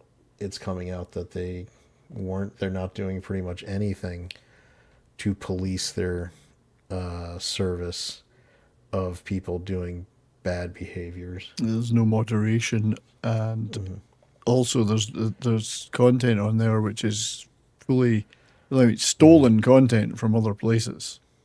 Which, if you did it on YouTube, you'd be absolutely hammered. But they seem to be able to get away with it. Now, this is the thing that I thought was an interesting take, because Chibi Reviews, another YouTuber, normally in the anime space, but he's been very focused on the way payment providers have been knocking out content on Steam, because that's also the way they're attacking manga and anime for, the stuff being not appropriate. And so his question would be, his observation is this Roblox situation is going to be used to get the Kids Online Safety Act and Screen Act passed in the United States. Mark my words. Perfect timing for them to use this politically, because they have in Congress now Marjorie Taylor Greene being one of the primary conservative sponsors of it. They're trying to pass a federal bill that is very similar to what the UK just passed, which would in effect create digital firewalls where you'd have to verify your identity to It's do the anything. removal of anonymity. Yep. And that's the background. Like they're going to frame it as being, won't somebody please think of the children? And the real end goal is to remove online anonymity 100%, so that... Well, it was an eye-opener to be in the UK for a few days there and watch what they laughingly call the news, and have government ministers on there screaming and shouting about what they're doing to protect the kids and how everyone should just go along with it to protect the kids, protect the kids. The first thing they used the act to do was to ban people from seeing anti-immigration protests in Britain. That was the first thing that the government used that act to do, was to crack down on people showing those protests. You really? Okay, so it was all about stopping the kids from accessing porn, was it? No, it wasn't. It was to crush your inconvenient political opposition. So, but yeah, the sheer Orwellian garbage spilling out of the media puppets in the government there was just incredible. If you don't go along with this, you're a bad person. Were you worried about posting anything online while you were over there? Did you take a moratorium so you weren't subject to that jurisdiction? I did pretty much take a moratorium. Log out of X so nothing got... Didn't do nothing. Yeah, it was... But it's very, very frightening, because there's no other voices allowed. That's one thing about UK, the mainstream UK news services, BBC, ITV, Channel 4. Channel 4 is the worst, actually, strangely enough. Used to be the opposite. There is no dissenting voice or questioning voice allowed. So they'll present a story, they'll have the government propagandist on to talk about it, then they'll have another talking head on to talk about how wonderful that what the government is doing is, and then they move on. So there's nobody allowed to actually say, well, wait a minute here. This is a crap idea, and this is why. So it's completely scripted and controlled. The mainstream news services there. It's bad enough here if in Canada and America, but there in Britain, it's completely locked down now. Everything is the government narrative, presented as news, packaged as news, with the messaging built into the opening blurb of every article or whatever you want to call them. So anyway, yeah, this pushing hard on this Online Safety Act. Oh, it's such a wonderful thing. If you're against it, you're a predator. Only someone that likes predators could be against this act. Won't you think of the children? Yeah, well, it's funny how Starmer and crew were busy spouting that crap and calling the guy that's the Reform Party guy that's against it, Rupert Lowe, I think it was, who's against this act, saying, "Oh, you're obviously a lover of Jimmy Savile, and you would, if Jimmy Savile was still alive, you would be befriending him and protecting him." When Keir Starmer was the guy that covered up Jimmy Savile's crimes as a lawyer and a prosecutor. So he's actually got the nerve to throw that at someone else who had nothing to do with it and claim they would be a big defender of him. That's how Orwellian they've got. Never to be called out by the so-called news media. But anyway, I digress, I expect. Oh, it's all right. That's a good digression. Yeah, and I like the point. It's very relevant. Well, the points that are being made here by Chubby and others are, although that we've not reached that point yet in this thread, is that Roblox seems to be able to get away with some horrendous stuff on their platform, and which is full of, as you say, minors. 56% of them are minors, whereas perfectly legal marked for adult entertainment and games, such as those on Steam and itch.io, are being shut down by payment processors. And these are legal adult games or services or whatever you want to call them. So legal stuff is being harassed. Valve and Steam are being harassed. Why are these people not going after Roblox? The same people seem curiously uninterested in what's going on Roblox, which I find fascinating. But more importantly, Culture Casino's got a review of Nobody 2 out tomorrow. Oh, yeah, of course. That's true. Yeah, and if you remember, you can see it now. So that's probably the most I've ever spoken on this show. Roblox is for stream. Let's see. Did I put the link in for this week? Yeah, I think. No, I didn't. It's just the same link it always is. So same as it ever was. So anyway, Roblox is it's funny because it's the first time I'd ever you're been presenting in it. on screen, right? Am I doing this stuff? Dang You're it. doing it live. You're showing our secret conversations. You know what? I'm trying to. Just making sure you knew you were presenting. And it's good that you did.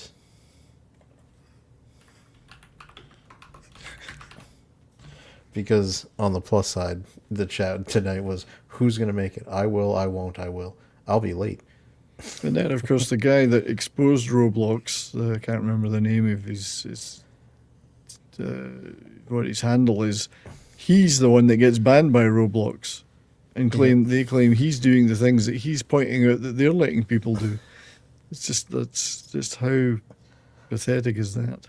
And culture's here. So culture, what do you think of the Roblox thing? Is it a gateway? Is it Yes. is it planned to break Yes. now so they can get all this stuff passed? Well, I mean, look, there's a lot of things happening regardless. The credit card companies they know they're breaking the law.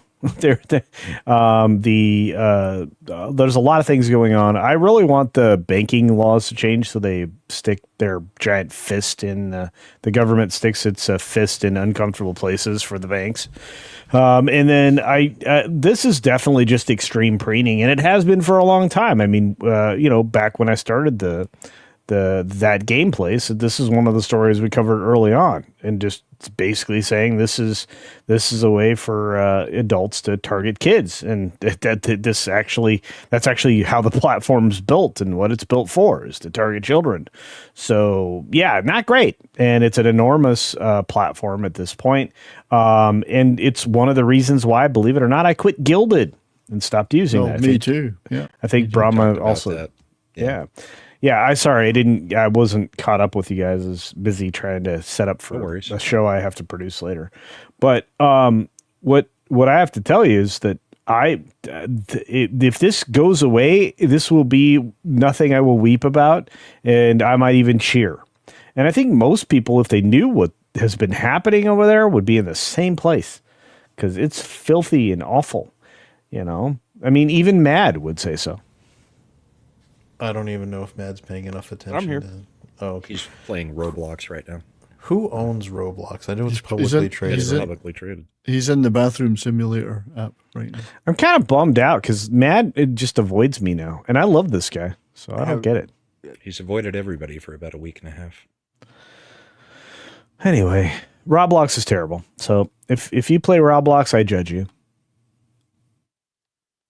Now, I would imagine, given the current makeup of the kind of video game market, we would think that if Roblox got shut down, I know that's not necessarily the most likely outcome, but would Fortnite probably be the biggest beneficiary, or Minecraft?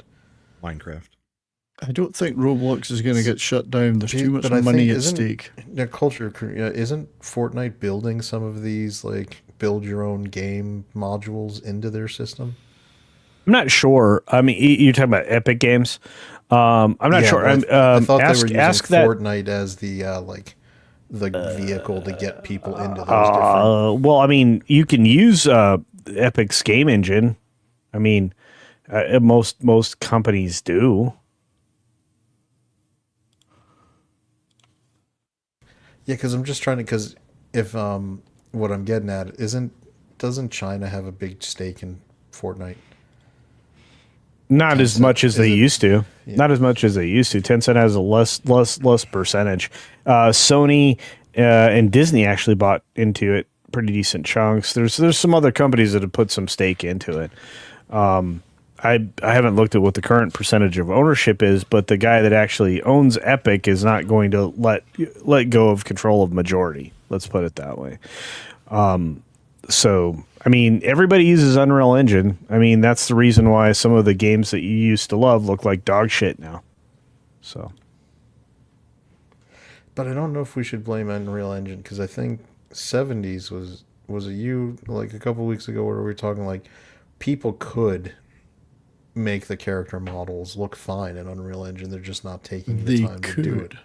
No, he's right. Actually, that's 100% true. But they would have to rebuild it all in that particular game engine, and it's not worth it. They just taking off the shelf stuff. That's already the default done, stuff. Exactly, like the women with the wide chins and that kind of thing. We'll call it the Last of Us 2 Big Abby pump package. Yeah. Well, I mean, they don't. And here's the thing. I mean, yeah, you'd have to spend an extra 2-3 weeks on character design, modeling, wireframing, the whole nine.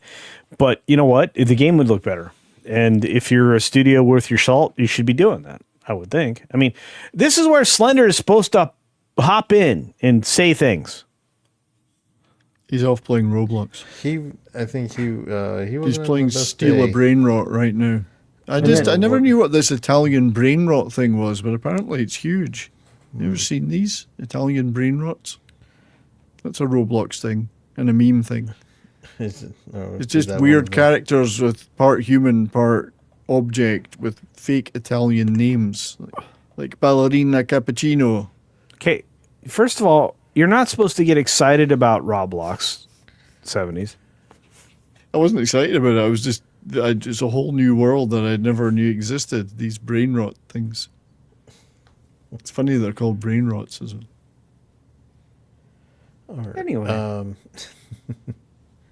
Oh, what is Slender sharing his screen? Is He's Slender playing- back? People are making No, YouTube videos about this shit and having millions of views about them. Roblox stuff. There's entire channels based on videos of it. People playing those games. Slender is playing. Oh, that looked very hentai. Thanks for that moment. It was a guy getting in a bed with a cat on the. I wouldn't say that's hentai. What kind of hentai are you watching? I don't know. I don't watch it. That's the thing. Then how would you know what it looks like? Because it's got all these like not like American faces and Say it, figures. it's animated. Oh. What is he playing? What is wrong with this man? Is it Persona?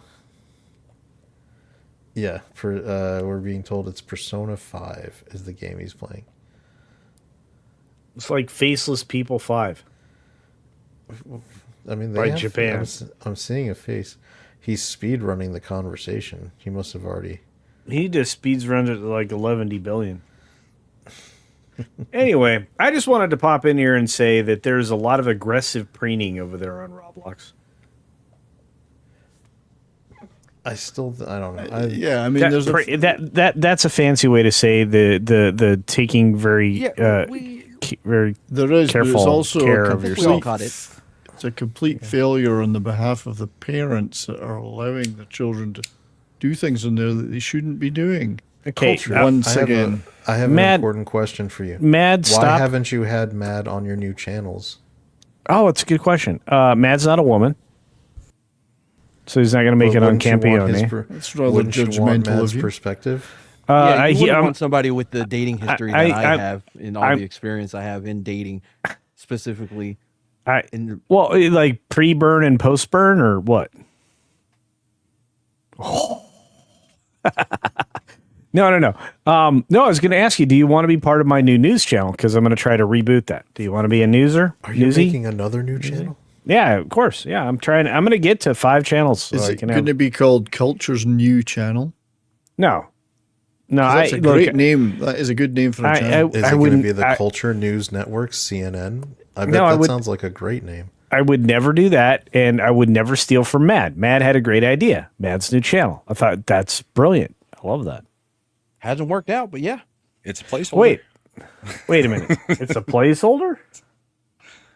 And no, wait. You know what? I think you need to be part of my news channel, Mad. We had this great Wednesday show. You remember Wednesday Live?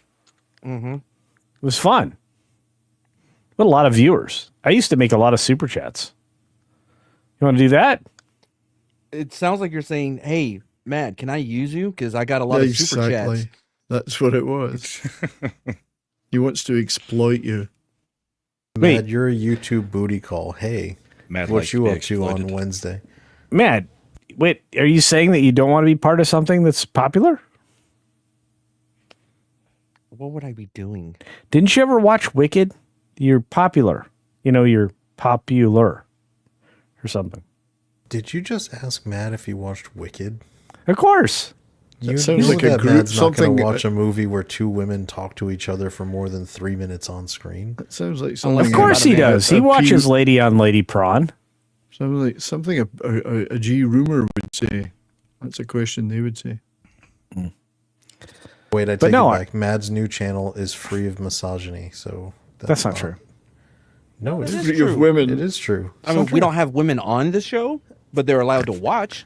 In fact, we've gotten culture. You'd be surprised. We've gotten voicemails from female viewers, Nuh-uh. including female Well, viewers who but are the are they? mothers of. What is longtime Tom? viewers. Is Tom calling in again? No, this is all real people like Steve. Steve? Yeah, he's in the insane asylum at the moment.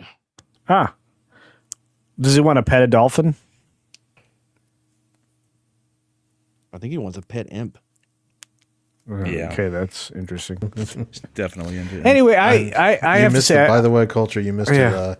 Steve's parents were very supportive of him and were willing to go the extra mile to make sure that he, as a viewer, was acknowledged. Just like in Forrest Gump. okay. Anyway, so do you want to be part of something mad or no? I mean, I would have to know what it is. News. Hold on. No, I have to. I'm acting as Mad's agent. He Okay. needs a Kind of T-shirt news. if this is going to happen. Okay, let's make. Okay, what kind of T-shirt? 100% Doesn't matter, I cotton. won't get it anyways. No. Can you get one that says you U.S. realize Army? you have something not a lot of people have? Burns? No, poker Time? chips. Oh yeah, I got those. Yeah, you know I've got that's poker a that's chips. a very exclusive. Yeah, but I see you all the freaking time. Oh. I only got to see Mad one time. He doesn't travel. Yeah, he does. He didn't travel to see me. He traveled to see me. Oh well. Okay. Culture wasn't invited to the Sleep Rover, apparently. Now I'm sad. Quarter Black It was was there. common knowledge. I'm even more angry now. We did a bourbon tasting that pretty much just turned into drinking. But isn't that what a bourbon tasting is? Yeah, but in the beginning we pretended Yeah, that no, we were actually don't pretend. Just don't pretend. Because Yeah, they're at the Brahma Senior Yeah. Estate.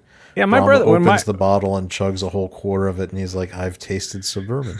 Wow, Who's gonna taste my bourbon with me?" my brother-in-law have done that. Like we did a couple flights and all that, and then I was like, let's stop with that. Let's just drink. Yeah. It was We did about better. 9 different bottles before we actually started drinking. You know, a fire pit and some bourbon. That's pretty good. Soul Assassin Roblox is a massive online game engine system Designed that is to- predominantly aimed at capturing children under 12. To line them up for adults. I don't think that's why it was designed. Well, it's designed to do that Be a because little- that way they will spend money on it. It's To because be they fair, it's little not kids just will about- spend more. No, on that's not what I'm talking about. microtransactions. Oh, That's okay. not what I'm talking about. That's clearly why it was designed. I'm talking about other insinuations on why it was designed. What it's being used for now is probably not what it was designed. No, Advanced And advanced I would- training. I'm not to defend Roblox, but I'm gonna guess that as a percentage of their user base, Which is we, kids. we talked about the huge volume of numbers of their user base as a percentage. It's probably not a high percentage who are there to engage in that behavior. They're just it's not something you can let go. You no matter how small that percentage is, you need to be actively preventing that from happening. The problem for Roblox is there's no evidence right now, and in fact we have evidence contrary of them actively trying to do anything to counter those people who have ill intent being on their platform. Which Quite is the why opposite. Well, they already lost their island. yeah, which is why them not doing that is going to be the gateway to passing the stuff that's going to end up entrapping all of us with digital IDs. Entrapping us. Roblox, the purpose of Roblox when it was set up was to monetize the shit out of everything. That's the real predatory practices that it started with and still does today. Everything is monetized. And kids seem to be spending a ton of money on there. But I don't know where they're getting it from. It's credit card, I don't know. Everything's monetized. You've got these crappy little games. You go in, first thing, you want this new skin, you want this, you want that, and it's hitting you with monetization all the time. Did anybody ever notice that the actor from the Death Wish movies looks exactly like Mad Mardigan? Charles Bronson. Charles Bronson? That's a good look. It is. Hey, Mad? Mm-hmm. Can you start, pretending to kill everybody? It'd be great. He's He's got not his going to pretend. bug assault weapon. No, that's Wait. pea shooting. Oh, okay, that was Brahma. You know, Paul Chatto is still suspended. I don't know who that is. From Twitter? From X. From X? Yeah, from X. It's sad. He hasn't What did really he- tried to get it back. What No. did he do? He was He must Canadian. have said something super Canadian. He must have been saying, "Hey, I love denim." Did he say that somebody in Canada should be allowed to walk in the woods on a hike and not be fined? Yes. No. He got canceled in like No, May. this was like, yeah, way back. Hey, He just talked with Kerry Smith about it. And he Kerry is- has a interview that is going to actually be very interesting on Tuesday that everybody I- should check out. I'm actually reaching out for an interview on Monday from somebody who has some things to say about Marvel. So hopefully I get the interview. So it'll be DeMayo. good. It'll be interesting. Oh, by the way, Gavin Newsom did not like his Trump hat. You gave him a Trump hat? No, somebody gave him a Trump hat. Oh, okay. Yeah. I wouldn't have Gavin used Newsom also didn't like Trump trying to actually make peace. Nobody does. It's like really weird. You know, Did any- Hillary's like, well, if he actually does it, I might put him up for the Nobel No, Peace Prize. no, like that's there was going to a- help. No, did you read her full quote? No, what did she say? Her full quote If is he if gets Trump all can the get him land to back. agree the deal with no Oh, land concessions. Yeah, he's not going to give the including- land no, back. and she Probably said going back to including- Georgia and she's- Crimea. Yeah, she said including Crimea. She's then an I idiot. would nominate it is Yeah, what it is. she's an idiot. She's an idiot, and nobody cares. And I hope she goes to jail soon. That'll be a lot more fun. No one's going to jail. Anyway, All right. Well, you guys are all negative, so I'm gonna go. But it was I'm fun. a negative Nancy. Yeah, you are. I'm You're a all negative. positive. Why is somebody either cleaning their gun or reloading? Somebody is cycling a firearm. Stop it. I'm killing bugs. Oh, you have one of those salt guns? Yeah. Those are awesome. Yeah. Do you have the shotgun version or pistol? Shotgun. Mad's got Okay. the pistol. Okay, so the pistol has a CO2 cartridge, and it jacks shit up, man. It just like wrecks it. I used it on many wasps in Fort Worth.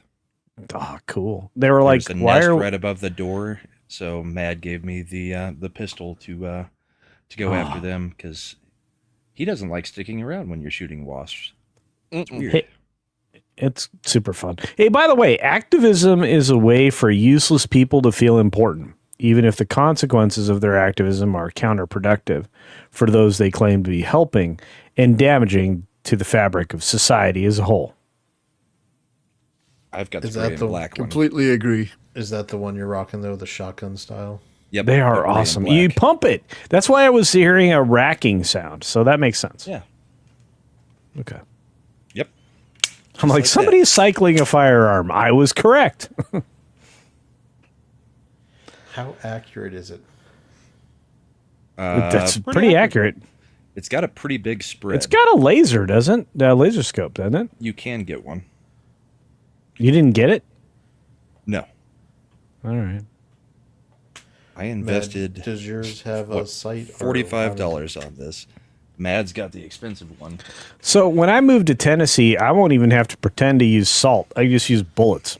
I don't know if that would be good to use in your home, but sure. Yeah. I'll be outside. It'll be fine. No, kitty. The mosquitoes won. The wasps lost. Brahma fought the wasps, but the wasps won. I fought the wasp and the wasp. We are under the impression that based on the sheer volume of mosquito bites Brahma has, he has both Zika and Oh West well, Nile whatever the new and whatever any the new other- plague is. You saw that the new plague is coming via mosquitoes now, courtesy of the Gates Foundation. Here you Well, go, Brahma. I've probably got it. Oh, Go by the ahead- way, go ahead and show off the guns with the Oh, mosquito bites. It's bad. Look at oh, look at good that. Christ! Oh Whoa! my god. You should Okay, see the dude, legs. do me a favor. Get one of those purple zappy light things, okay? Good lord. I've got one. Okay, get This more. was in Texas. It's not a problem here. It's a problem in Texas. Okay, well, take it with you. We had one. You should have. Mad, tell the story about how the zapper went off. I went down there first to the big house, Um, You mean Brahma's family's big house? yes. Okay. That That I didn't correct. get invited to. Yes. Anyway, so I went down there and they had like the bug zapper thing going, and it was like one. Maybe a couple of minutes go by, another one. This dude walks out there, and it's like da da da da da da. It's like So you're a magnet. Yes. Damn. Well, they apparently follow me like, the cloud of dust that Pigpen has. You have a lot of extra skin. That's probably why. Extra. That's a fancy way to say he's bald, by the way. So there's that. All right. Who's ready to play our fun? Okay, I have to go. As much as I want to be here for game time, I'm just going to tell you, I enjoyed Nobody 2. Yeah. I think it we all was- did. Yeah. Except It's for not as good as the first Comics enjoyed it. He just didn't like the last 10 minutes. Nah, and I thought it was fine. Okay. You, the gynocentric guy? Yeah, because it wasn't gynocentric. You guess what? You are allowed to have evil bitches as villains. It's fine. Hey, not everybody has seen it. Oh, sorry. Sorry. Go watch my review, and you'll Sharon Stone understand. sucks. Shut up. I mean, I'm pretty sure that's how she got her career. She went full MAGA today. Just ask Benny Johnson. Yes, we're going to do our patented version of trivia, this time with box office from 1996, because Oh, that's the I good can- year. Things about candy? What? Things about candy? I thought that's what we I think decided everybody we were doing from last week. All I know is the relevant words of that song are "I want candy." That's the one you're going with, not I want sex and candy? I want I sex smell and sex and candy. I smell sex. Smell Yeah. mhm. From Mercy. Who's that lounging in my chair? Uh-huh. That song. Wait a second. Was so Culture overrated. Who's that casting devious stares in my erection? Mama, this surely is a dream. See, Mad do it. No, We all not knew Aaron it. Carter, Eric. It was Marcy's Playground. Yeah. Yeah, Aaron Carter did. Boom, slam. That's how I beat Shaq. What? Yeah, that's an Aaron Carter song. Shaq Fu? Shaq Fu. Do you think it's, looking back, how crazy it was that Hillary Duff and Lindsay Lohan were in a feud over Aaron Carter at the time? Yeah, because have you seen that fucking guy? He's dead now. I know. He's not looking his best. By the way, when you rot, Little on the thin it's- side. when you rot, it's no bueno. Just so you know, that's not your best True. look. No, I want, like, apparently Aaron Carter might have actually had a song called I Want Candy. But I think the he one did. the one I remember at that era was, what's her name? The one who's an actress now doing Missing You Like Candy. She did the voice in Tangled. She's Kristen Bell? no Tangled, not Frozen. Chad is gonna have it in like just a second. Okay. She was why am I blank? She was in Walk to Remember. Mandy Moore. Mandy Moore. Mandy that's right. Moore. She's not a Republican. Mandy Moore. Mandy She's Moore. a vegetarian. Oh, that's what it is. Sorry. Dead-eyed dick. Sang Wait, that song. what was the Maggie? Right, was it Maggie? Whatever the name of the girl was. Gyllenhaal. No, the actual song, wasn't it? Maggie something. No, it's Rod Mandy Stewart? Moore. No. This is a good question. Maggie, I wish Maggie I never seen your face. I don't know if someone I don't know if Culture is, but he sounds loose, like he might be. No, I'm just generally loose, but not as loose as Mad Mardigan. All right, real quick, we'll start our fun. I gotta culture. go. Let me get Well, out of here. That's fine. If you have to. No, I would love to hang out, but I really do have to produce a show soon, apparently.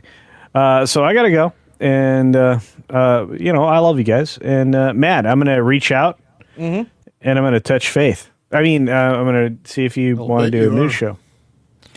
Reach out and Just let touch me know. faith. Touch me in the morning. I actually, I miss you, right, man? Of course. You know that. Okay, all right. I just need people to know that. I wish I had more time. I finally You do. had time. Don't go Are to you sleep. going to be like Burgess Meredith in that Twilight Zone episode? I kind of feel like that, to be fair. Really wanting to Like read the I books but retired having and broken I have glasses. never worked harder in my life. So, pay's not great. By the way, retirement pay is lousy. Certainly is. Yeah. No, well, you would know 70s. All right, I'll see you guys later. Play your game, or be game, or whatever it is. I'm gonna go. See you, buddy. Goodbye. Cheers. All right. Goodbye. See you Monday. Later, culture. I'm playing Roblox right now. No, you're not. You are not. You're not a file. No, I'm Don't playing be a file. Roblox right now. Wait, this looks like Minecraft plus Roblox. This is steal a brain rot. These are all brain rots. Okay, Yada, I'm done. yada. I bye. Good Lord. Let's see if we can get the music going. It feels like it's routing my brain. Don't know if it's. Nope. Clicked off the screen. That's why. I think, yeah. Just, it's. What is the appeal? I don't know. I was just looking at it and I was like, I had better graphics on PS1. I'm pretty. Kids these days find appeal in a lot of stupid things. Yeah. Anyway, that's the Alright. steal a brain rot. It's very popular game on Roblox. So, we're doing 1996 box office. I was working. New job and coaching Little League. So, I'm going to get the candy one next week. Okay, because everybody really liked the candy last week. I know. We're candy. gonna do it. We're gonna do it. All I was right. full on expecting candy. What was the number one movie in 1996? And it's one everybody loves. Say it again. Jurassic Park. 1996. Back to the Future 2. That wasn't even released in the 90s. I have no idea. 1996. Independence Day. Did you look it up while? No. Okay. Yes. I'm not that It was- quick. All right. Did Independence Day as the number one movie in 1996 make more or less than $300 million? Because it's More. 1996. Is this adjusted for Nope. inflation? This is just regular. It's not adjusted for inflation. I Then say it more. made less. Less. It made 306 million, so just over. Which adjusted for inflation is probably like 600 million now. All right. Wait, how much was it? 306 million is what it grossed domestically. How long So was it that in was- theaters? It had a nice long. It released July 3rd, and it ran pretty much through. I think it was still in theaters through like October. The prints were pretty shitty by then, but it's all right. All right, what was the number 2 highest grossing movie of 1996? Forrest Mission Gump. Impossible. Braveheart. Only one of those was actually released in 1996. Which one? Mission Impossible. Fuck. Oh. And it was not the number 2. What else came out? Shifty has it. Twister. Oh. Twisting the night away. And I Twister's actually like the gross. sequel. Twister's gross was $241 million. Oh, she. Now What a here's failure. So we're gonna go between the 6th and 7th movies, which are Ransom and 101 Dalmatians. Which one made more money? Say that again. Ransom with Mel Gibson. Yep, good movie.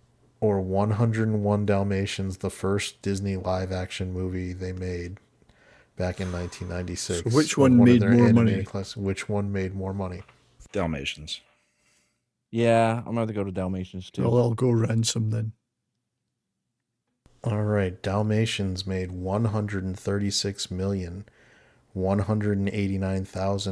$136,189,294. Ransom made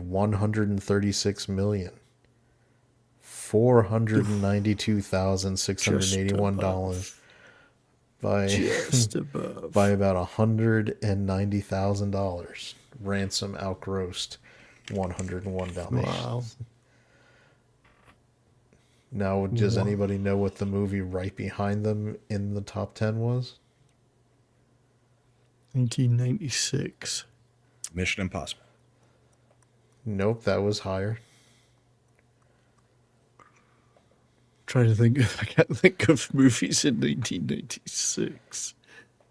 I'll give you a hint. We discussed it earlier in the show.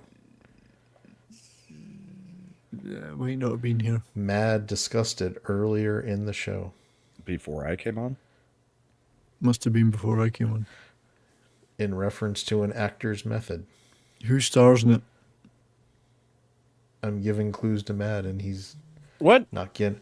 I said it was discussed earlier in this show. Yeah, I heard all by that. you regarding the way an actor prepared for roles. Oh, The Rock. The Rock, correct. That was 96. Grossed $134,069,000 in Not enough. 1996.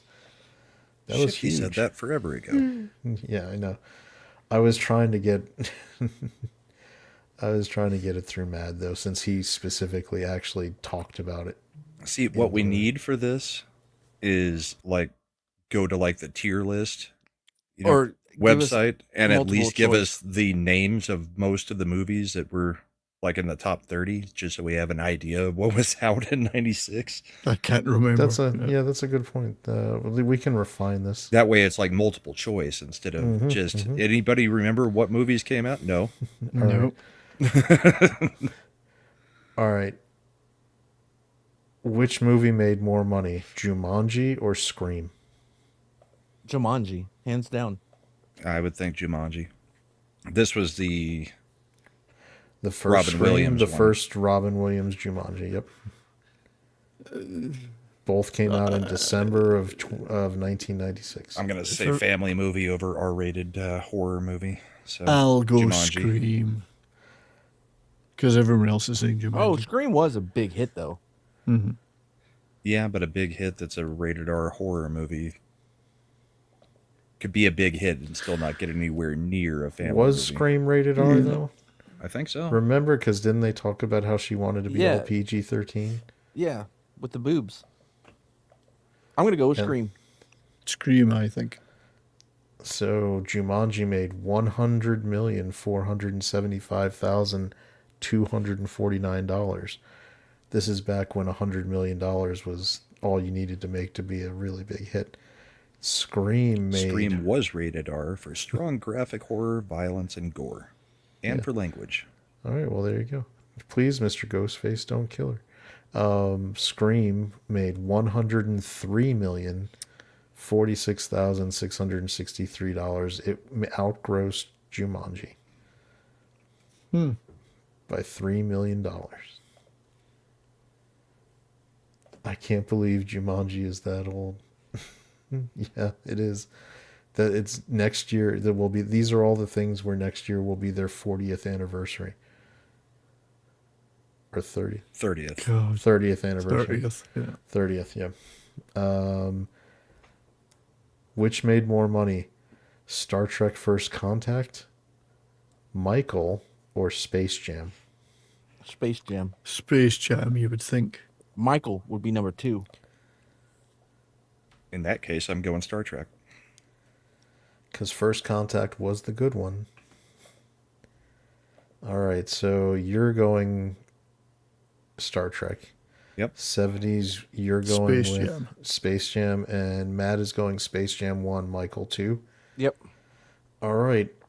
In reverse order, we have Space Jam at $90,418,342. Yeah. Star Trek First Contact at $92,027,888.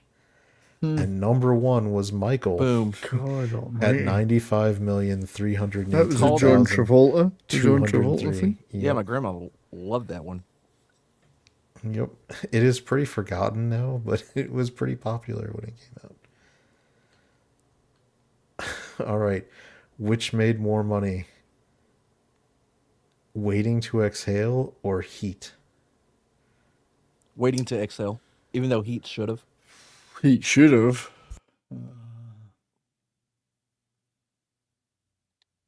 It's going to have Every to be time we waiting say for. should have, Yeah, waiting for it. It's the Waiting other- to exhale yeah.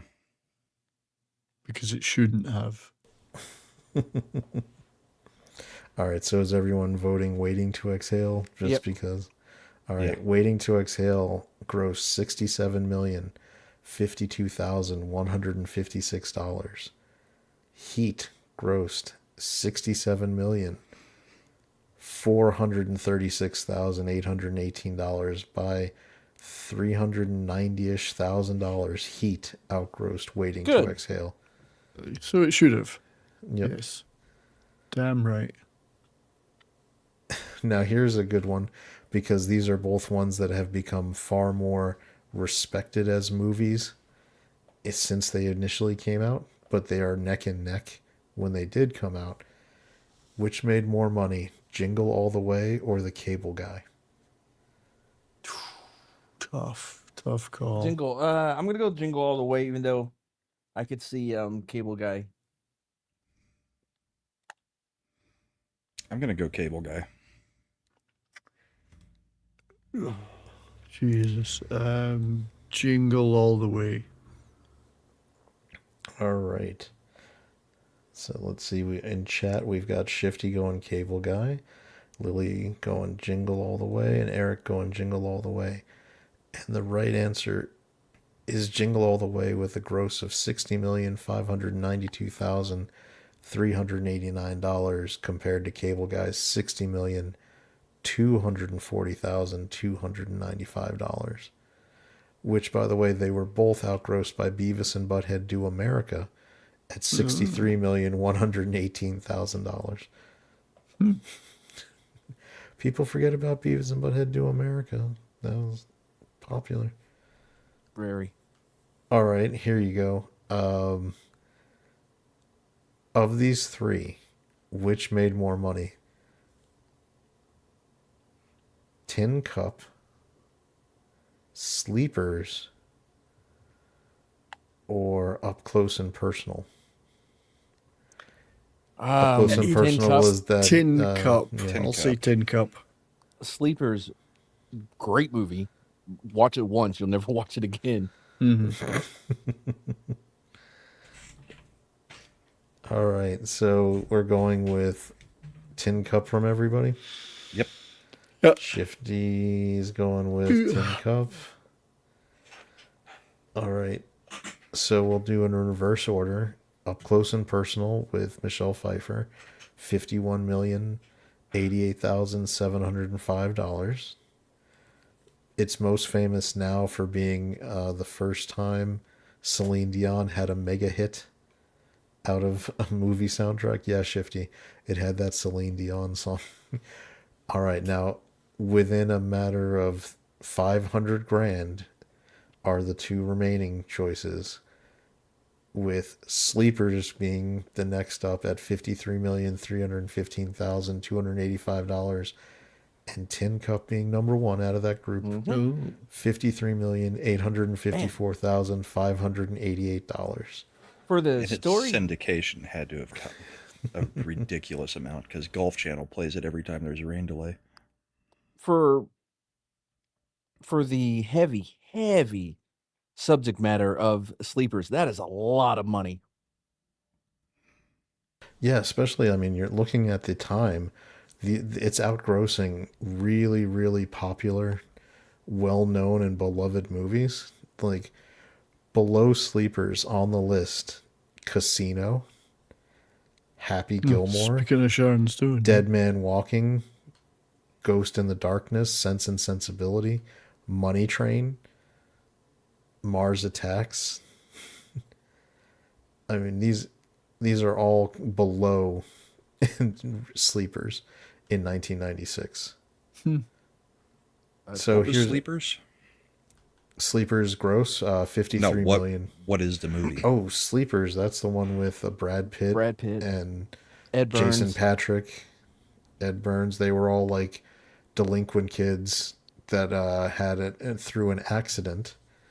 Were all sent to the mobland style Yeah. juvenile hall where they were all Patsy Constantine. Yep. by the Kevin Bacon prison guard. Yep. So, and then as adults they all take their revenge. No, not all of them. Yeah, well, that's true. The one guy will, yeah. All right, here's a good It's a one. really, really good movie. It's a hard watch. Yeah. Okay. All right. Which made more, Dragonheart or Evita? Dragonheart.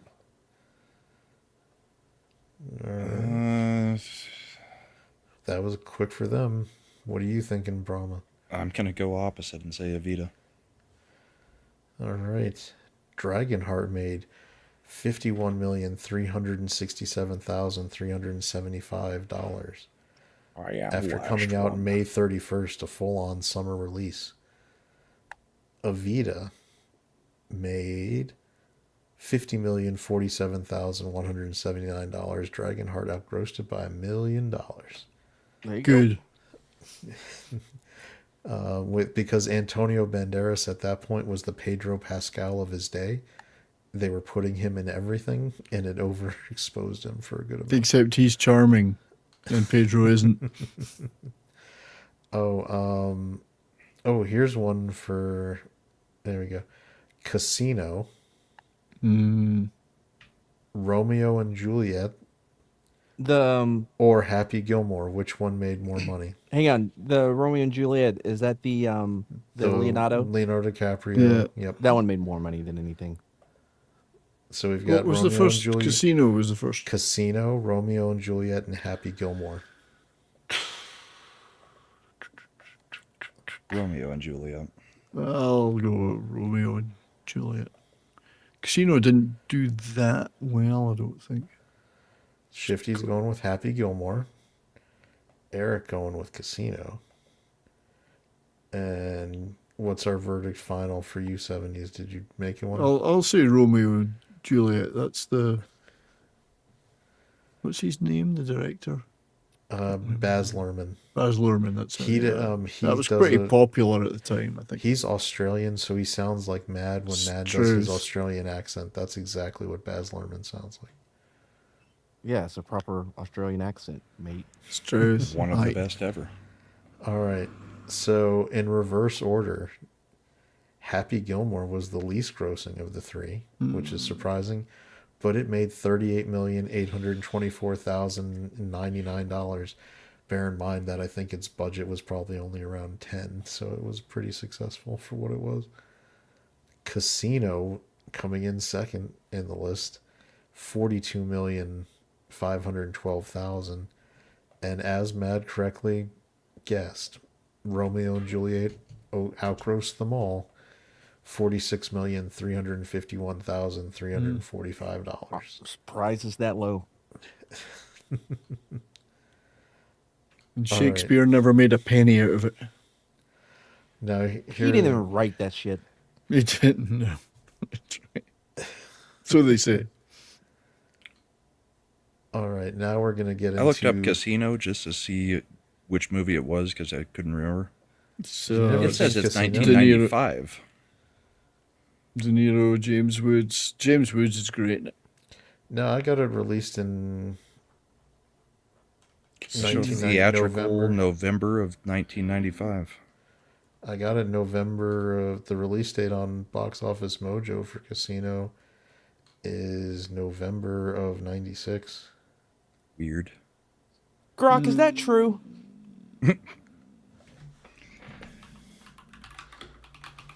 Your tweet on that got buried earlier today. What did you say? Because I couldn't find it afterwards. Buried, right? Nobody fucking. All I was I saying couldn't was, find it again. Oh, I wonder why. All I said was, I don't get all the hate towards people who ask Grok if this is true. Because it's the first 70 comments of every single thread now. Right, I get that. No, but immediately people were like, "Oh, look at this idiot! Grok, is that true, bro?" These aren't the people that are going to be doing research and looking for sources and shit. this is for the majority of posts. This is something Grok can do. Let people ask if it's true, because they're not going to put any more effort into it than that. And we should be encouraging people like, no, ask questions. Yeah, don't believe everything. Maybe Grok should just automatically do an analysis every time somebody posts something so that we don't have to see the 70 people ask it, though. All right. So we're going to call our next question the female-led bomb movies, and they came in right next to each other. And you can guess which one was higher grossing. Long Kiss Goodnight with that was a good one. with what's her name? Gina Davis and Samuel L. Jackson. Gina Davis, yep. Or Striptease with Demi Moore. Striptease did better. They're right next to each other in the gross list. It is not a very large separation. I stand by what I said. Yeah. You stand by? Striptease, sure. All right. Striptease. All right. So everyone is voting for Striptease, which made $33,109,743 and was famous for the fact that Demi Moore, I think at the time, was paid $12 million for it. Yeah, per boob, apparently. Yeah, per boob. Which unfortunately came in behind The Long Kiss Goodnight. Really? At $33,447,612. That movie's been totally fucking forgotten. Most of Gina Davis's stuff has, except for Cutthroat Island. No, the baseball one. The baseball one. The funny thing is, which I can't even think of the title. League of Their Own. Yeah. What was it? The Long Kiss Goodnight was basically the same story as another movie that came out just recently, where it was like a female assassin who had forgotten her skill, like what her life was. I forget. I was like, oh, they're just completely ripping it off. Good for them. All right, Rumble in the Bronx with Jackie Chan, or Daylight with Sylvester Stallone. I know both those movies. I know you know both those. Yeah. I know neither of them. I've seen them both.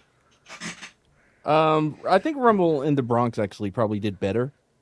That was like Jackie Chan's first import release that they did, where it was had a hovercraft. Yes, it did.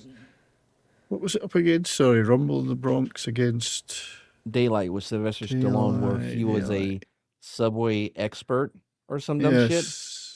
Collapsed tunnel or something. Yeah. I'll go Rumble in the Bronx. I'll go Rumble.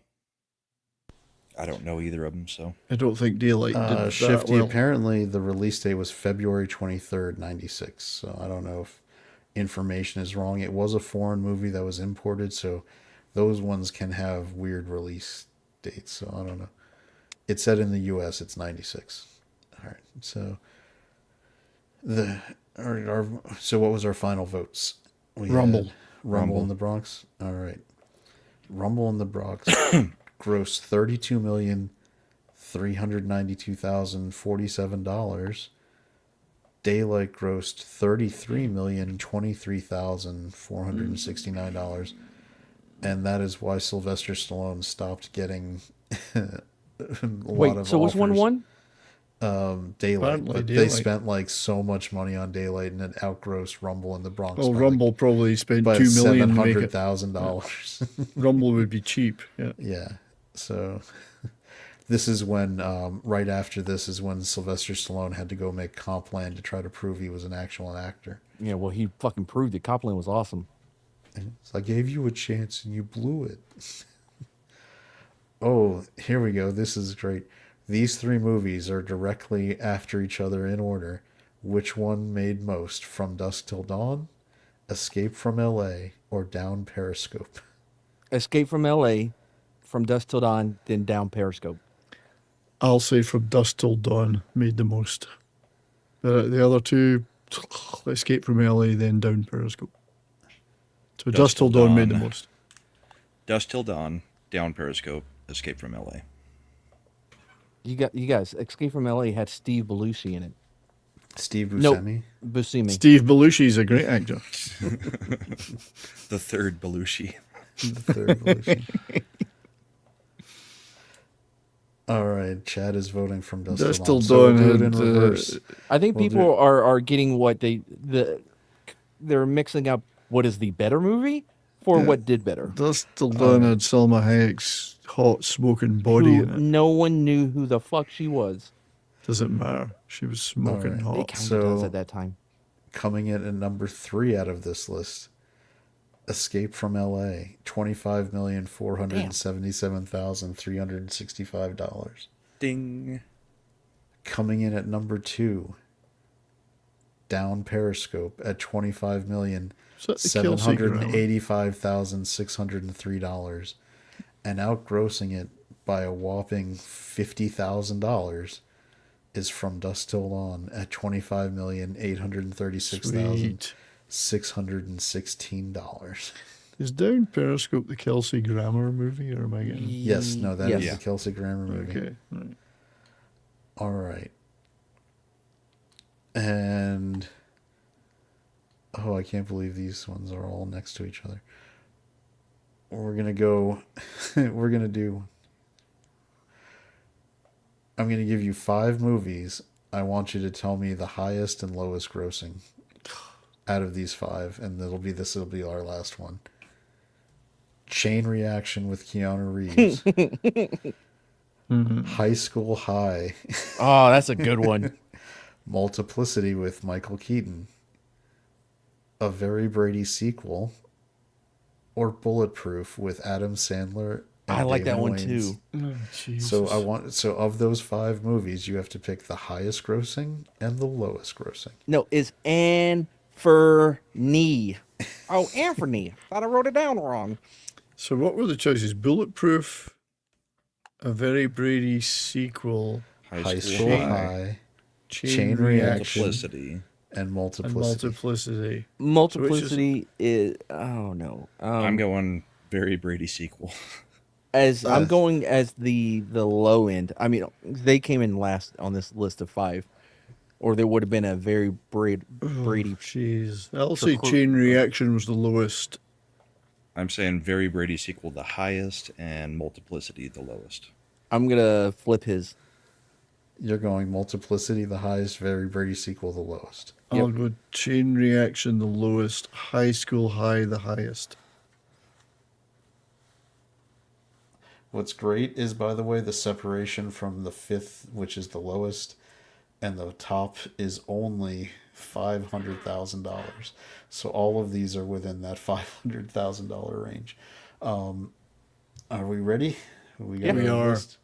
All right, coming in last place, the lowest grossing, Multiplicity at $21,075,014. Coming in 4th place, Chain Reaction God. at $21,226,204. 3rd place, High School High at $21,302,121. The parlay is out for everybody. At 2nd place, A Very Brady Sequel. Oh. $21,440,752. And number 1 of this group, Bulletproof, $21,576,954. All of them, by the way, were outgrossed by D3, the Mighty Ducks. Tell them where we're going. Disneyland. I was pretty close on that. Got Multiplicity right, and Brady almost. Oh, I like the Brady Bunch movies. all right. You know what? I lied. I'm going to ask one more question. Did The Frighteners with Michael J. Fox, which was directed by Peter Jackson and was his, I think, movie right before he did The Lord of the Rings, did it make more or less than $20 million? Less. Less. More. It made a total gross of $16,759,216. And coming off that gigantic miss, they gave him one of the biggest budgets of all time to go make the Lord of the Rings trilogy. And quite rightly, they should have. By the way, Yeah. that movie was the 96th highest grossing of 1996, and it's a beloved classic for a lot of people. Chad, let me ask you a question, and I want you to let me know if this is a hot take or not. Return of the King is better than The Godfather. That's a bullshit take as well. I argued against it Thursday, last night. Wait, Yeah. that was something you guys were arguing about? Who the hell? Not I. Chat and half the panel was on board with that, and I said, there's no way in hell you could put it there, because 30 minutes of Return of the King is just wasted time at the end. I would be willing to Godfather consider- 2 is better than Godfather. That's wrong. I mean, No, the first Godfather is better.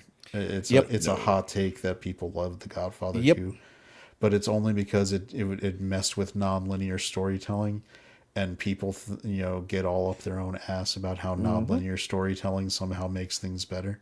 It's great when they cut the two of them together in the correct chronological order. the chronological order is the best way to watch the it. saga. Love that, yeah.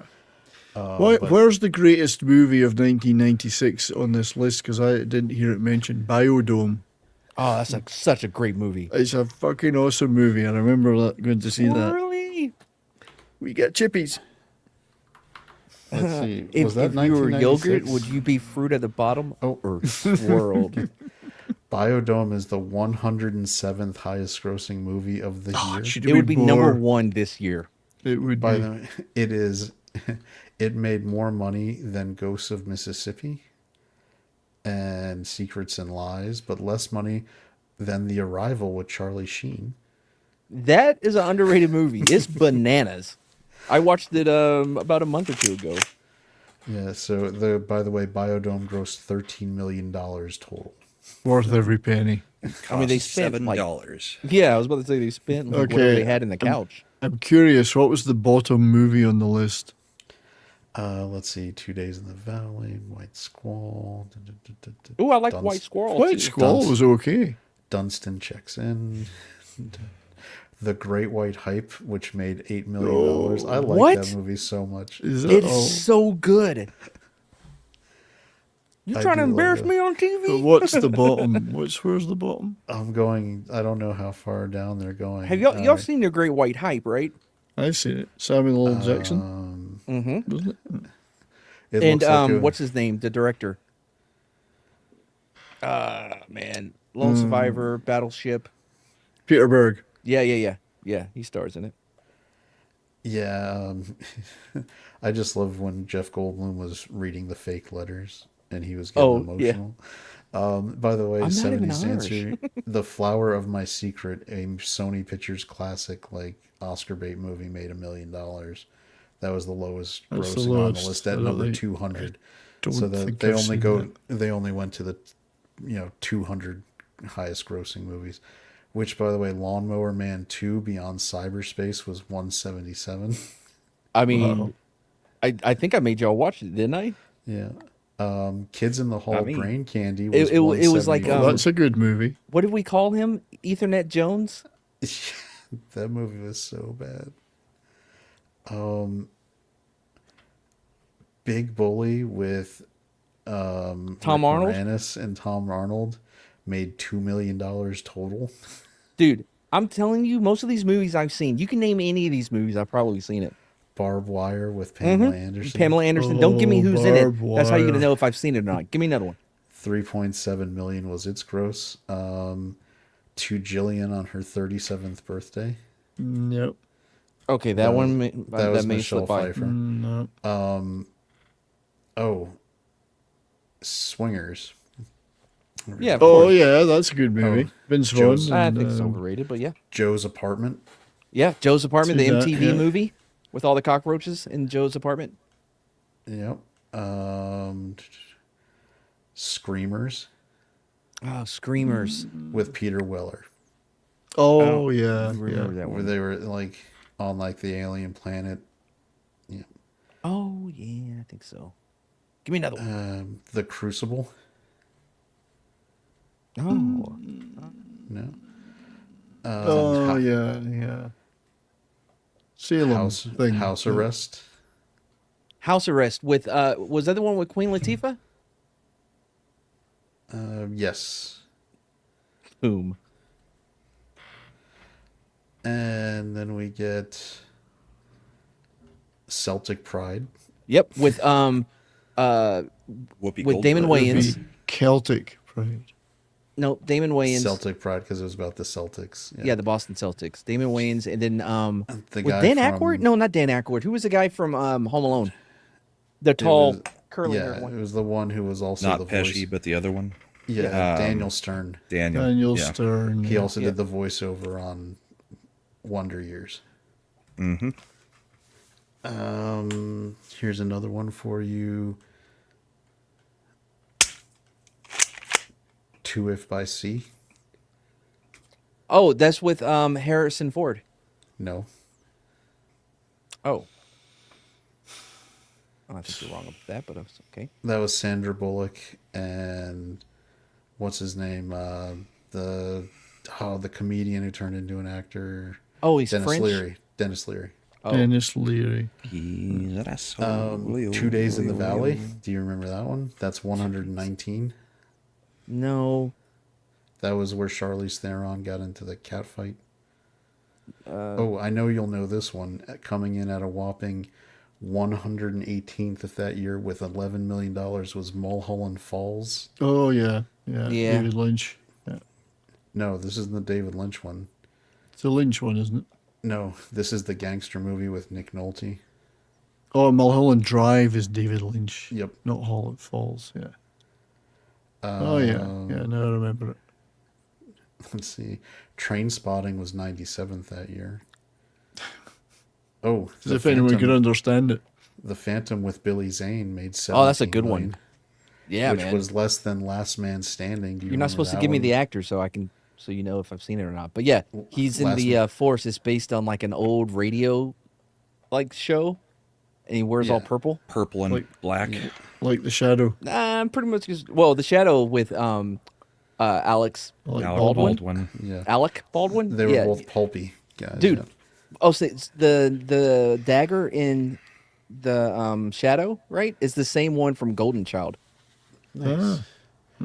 How about Last Man Standing? You remember? Yeah, that with one? Bruce Willis. Oh, where Bruce he- Willis. Yeah. Bruce Willis. Yeah. That was a remake of Yojimbo, I believe. Mm-hmm. Pretty which good. is great. Oh, The Fan. Yeah, with Snipes and- Wesley Snipes and Robert De Niro. That only made $18 million and was the 89th highest grossing movie. Wasn't Nine Inch Nails on their soundtrack too? It might have been, yep.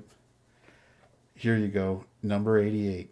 The Hadron Collider movie itself. Kazam. Wait, that's on there? Yeah, Kazam was no, I'm thinking of 18.9 million. Shazam. Yeah. Shazam. Or Kazam.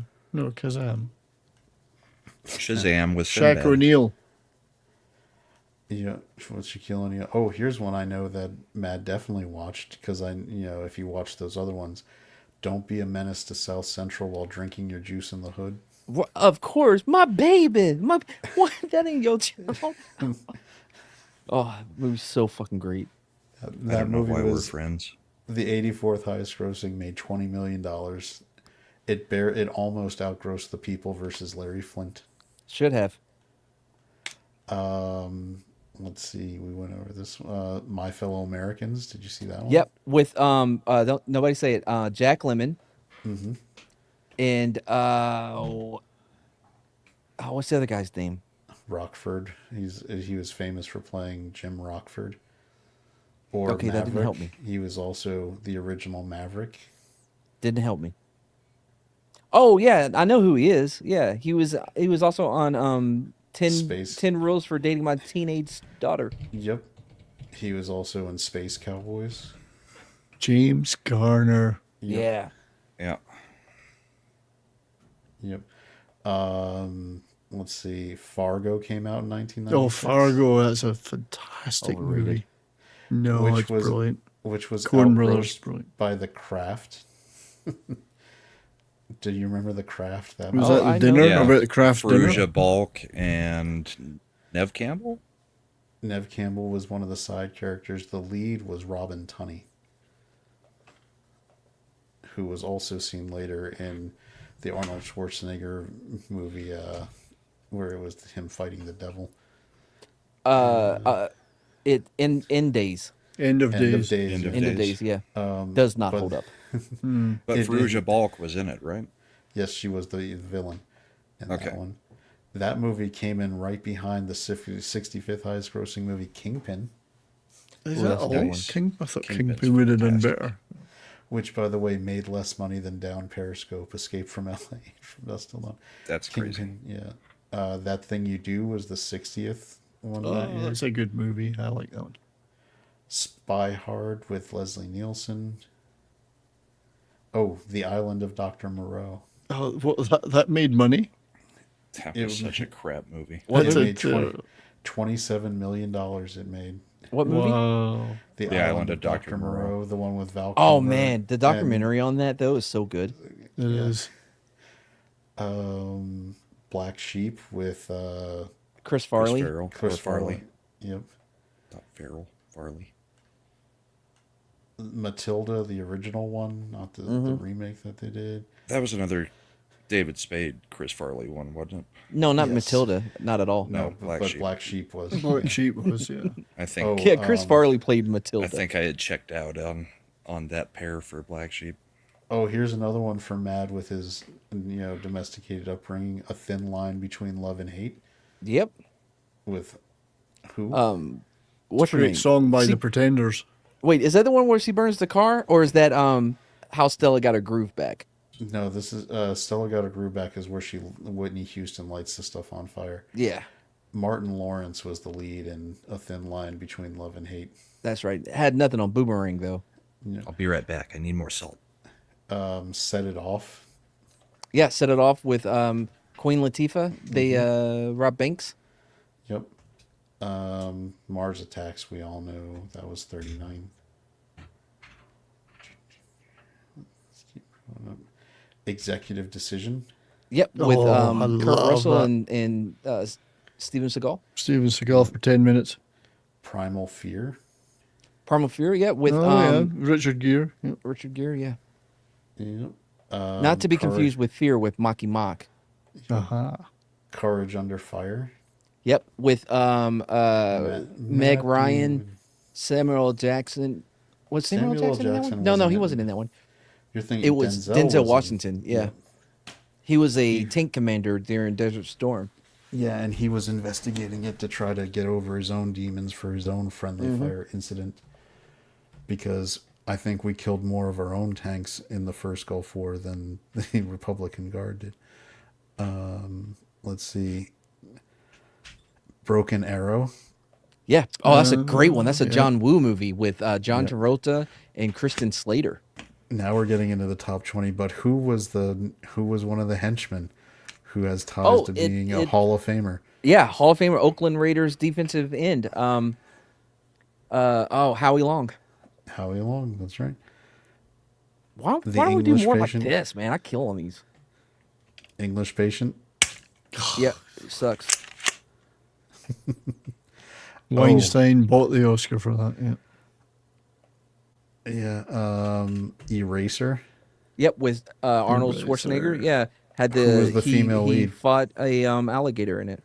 Yep, but who was the female lead? Why would you even ask me that? Because Rennie Russo. she's famous for being the only Miss America removed.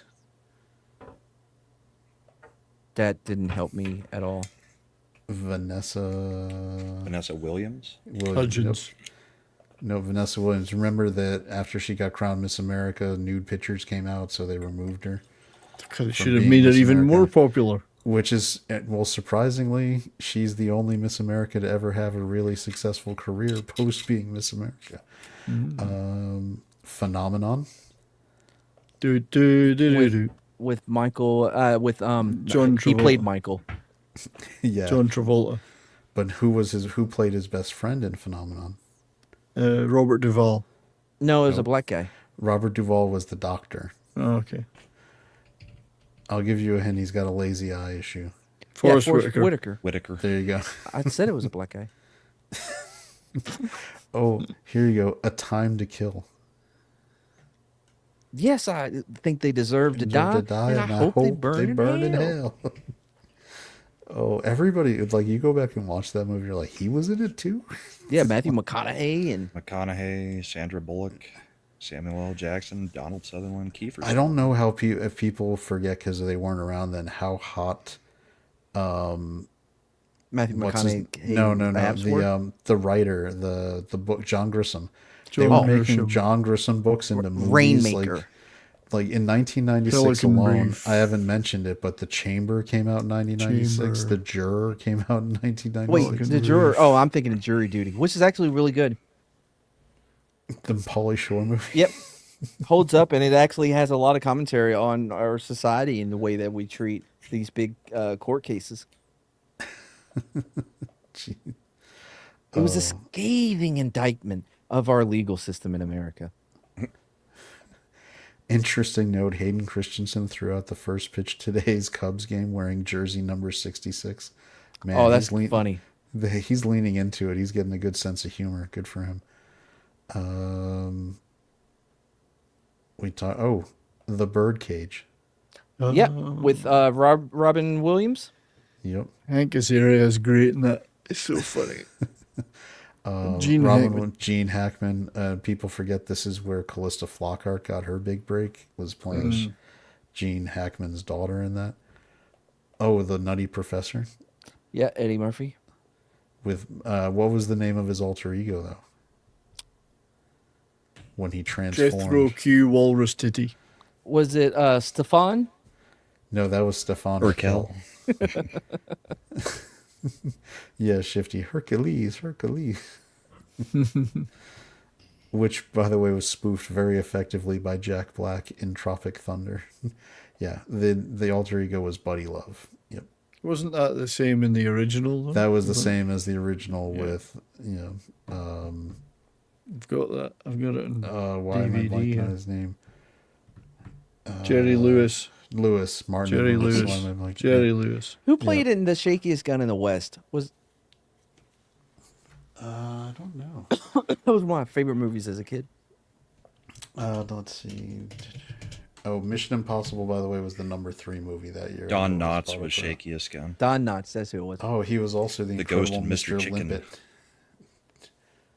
Do you remember ever watching that one when you were a kid? That was a weird movie to watch. What when movie? You were young. Where he the was a Incredible fish? Mr. Limpet, where he was like reincarnated as a fish. I've got that as well. And then he left his wife to go be hot with his like new hot fish girlfriend. It was weird. It was during that time when they were doing movies that were partial cartoon, partial, actual people, like Roger Rabbit. Bed Knobs and Broomsticks. No, well before that. Well, yeah, I know, but like you said, like. Yeah, but at the time, Bed Knobs and Broomsticks and Mary Poppins.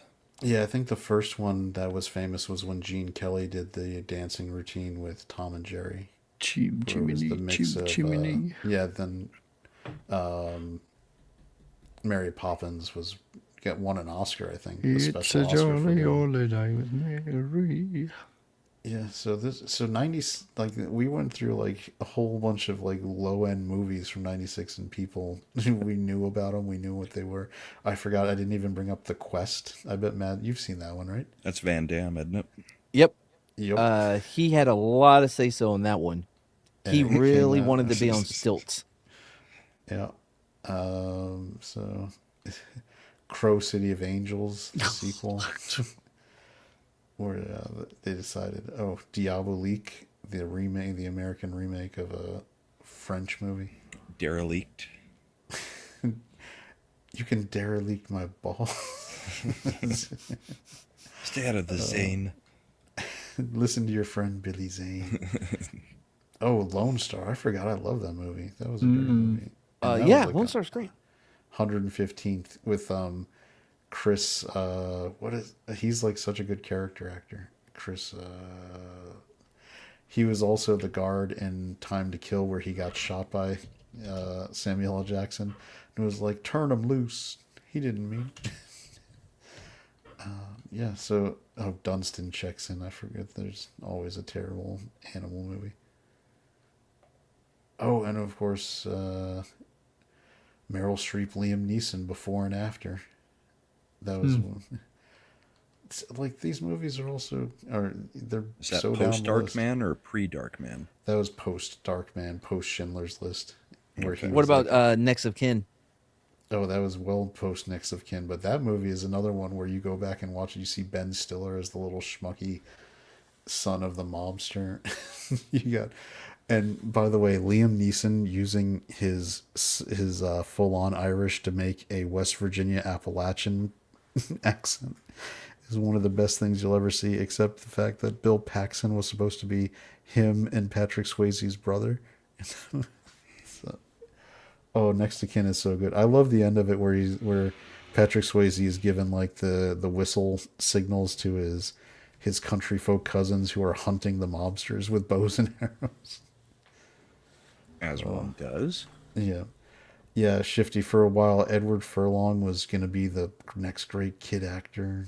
Oh, have y'all rewatched Pet Cemetery 2? It is not rewatched. That's right. You say rewatched. Just take the re off. Wait, is Chad and I the only ones that have seen Pet Cemetery 2? Cemetery 2? Yeah, with Furlong as... Is Furlong the kid from Terminator 2? Terminator 2, yeah. Yeah, that kid was Chad. never going to be a great actor. Not to be confused with Brad Renfro from The Client, a John Grissom movie, who was also supposed to be the next big child actor. I thought Furlong just grew up to be Norman Reedus. I was surprised when it wasn't. Go ahead, Mad. Sorry. Chad. The cop that gets turned or whatever, Pet Cemetery, he gets Pet Cemeteryized? I believe that was Clancy Brown. Okay. Have you seen anyone have more fucking fun in a movie than what he had in that? I mean, Not since I saw Clancy Brown play the Highlander. Kurgan in Highlander. He went full bananas in that You've movie. seen It was Highlander, so great. right? Of course I have. You remember when he runs into the church and he's like, "Yes, you burn." Clancy Brown. It's better to loves burn playing- out than to fade away. I think Clancy Brown is one of the most underrated, like, bad guy actors. He's like Mike great in Starship Ironside.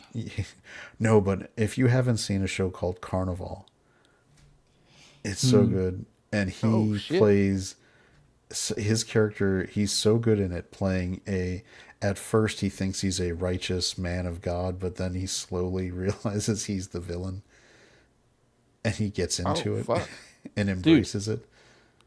Emery Jones got fucked up. Oh, did he? Yeah, I'll send you the clip, bro. Like he started having like a seizure and shit.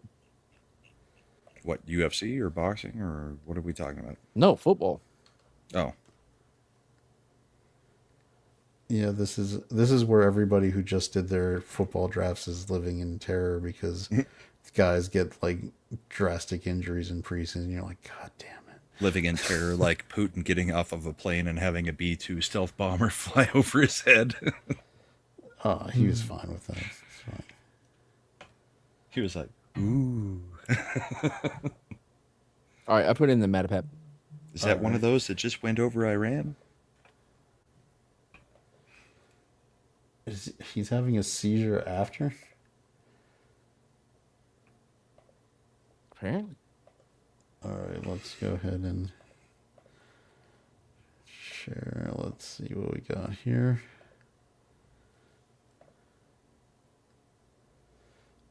Oh no! Yep, that's fingers seizing up.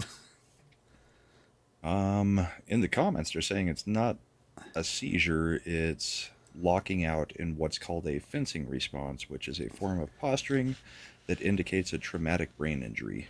Yeah, I mean it's CT. I mean, you don't want to, like, this is the kind of, I'm of two minds on the whole CT thing. I feel like it doesn't exist.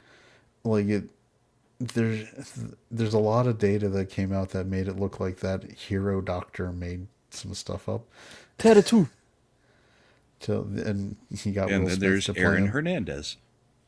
Well, he killed people well before he took all those Yeah. hits. I mean, if you want to get into that, he was it made gang-related killing. Continuing way it earlier. while you're making millions, though, is a little bit of brain damage indicator. I think more because it shook loose his sexuality. Yeah. Yeah. See, that one, that's crazy, is that looks like a... That's not even... I guess there's the helmet to helmet right there. Oh, that... I was like, that looked like a regular hit until I saw the And helmet then the to slam helmet on from the the other ground, angle. then the kick to the head. No, it's the part that gets it is I know right where here. it was. It was that Peyton. There you go. He's coming in. He gets that first hit, and he's on the helmet. 30's getting him. With And his number head 30 lowered. is lowering, and then he's sandwiched. That happened And to look me at one 30. time in soccer. Did you see the amount of force that 30 got shoved back with? Yeah. That's Boy, how much was going into his head too. I hope Atlanta is not depending on this guy to be their quarterback. No, Penix Jr. is their starter. Oh, is it? Yeah, and they've still got Kirk Cousins sitting That dude on is there. so cool, man. Like, he's so nice. I know you want to root for him, but Yeah. he had such a bad year. He left Minnesota where they just hated him, even though he always put up good numbers. I feel bad because I live near enough to DC. Kirk Cousins was a way more successful quarterback than RG3 was. Yep. RG3 had a flash, blew out his knee again, and once the NFL got some tape on him, because you can see it actually in the second half of the first season, his play got way less effective. Because as soon as the run option wasn't a new hotness thing for the Washington Redskins, the defense has caught up to it, and that's why he started taking hits. He was never built for the pro game.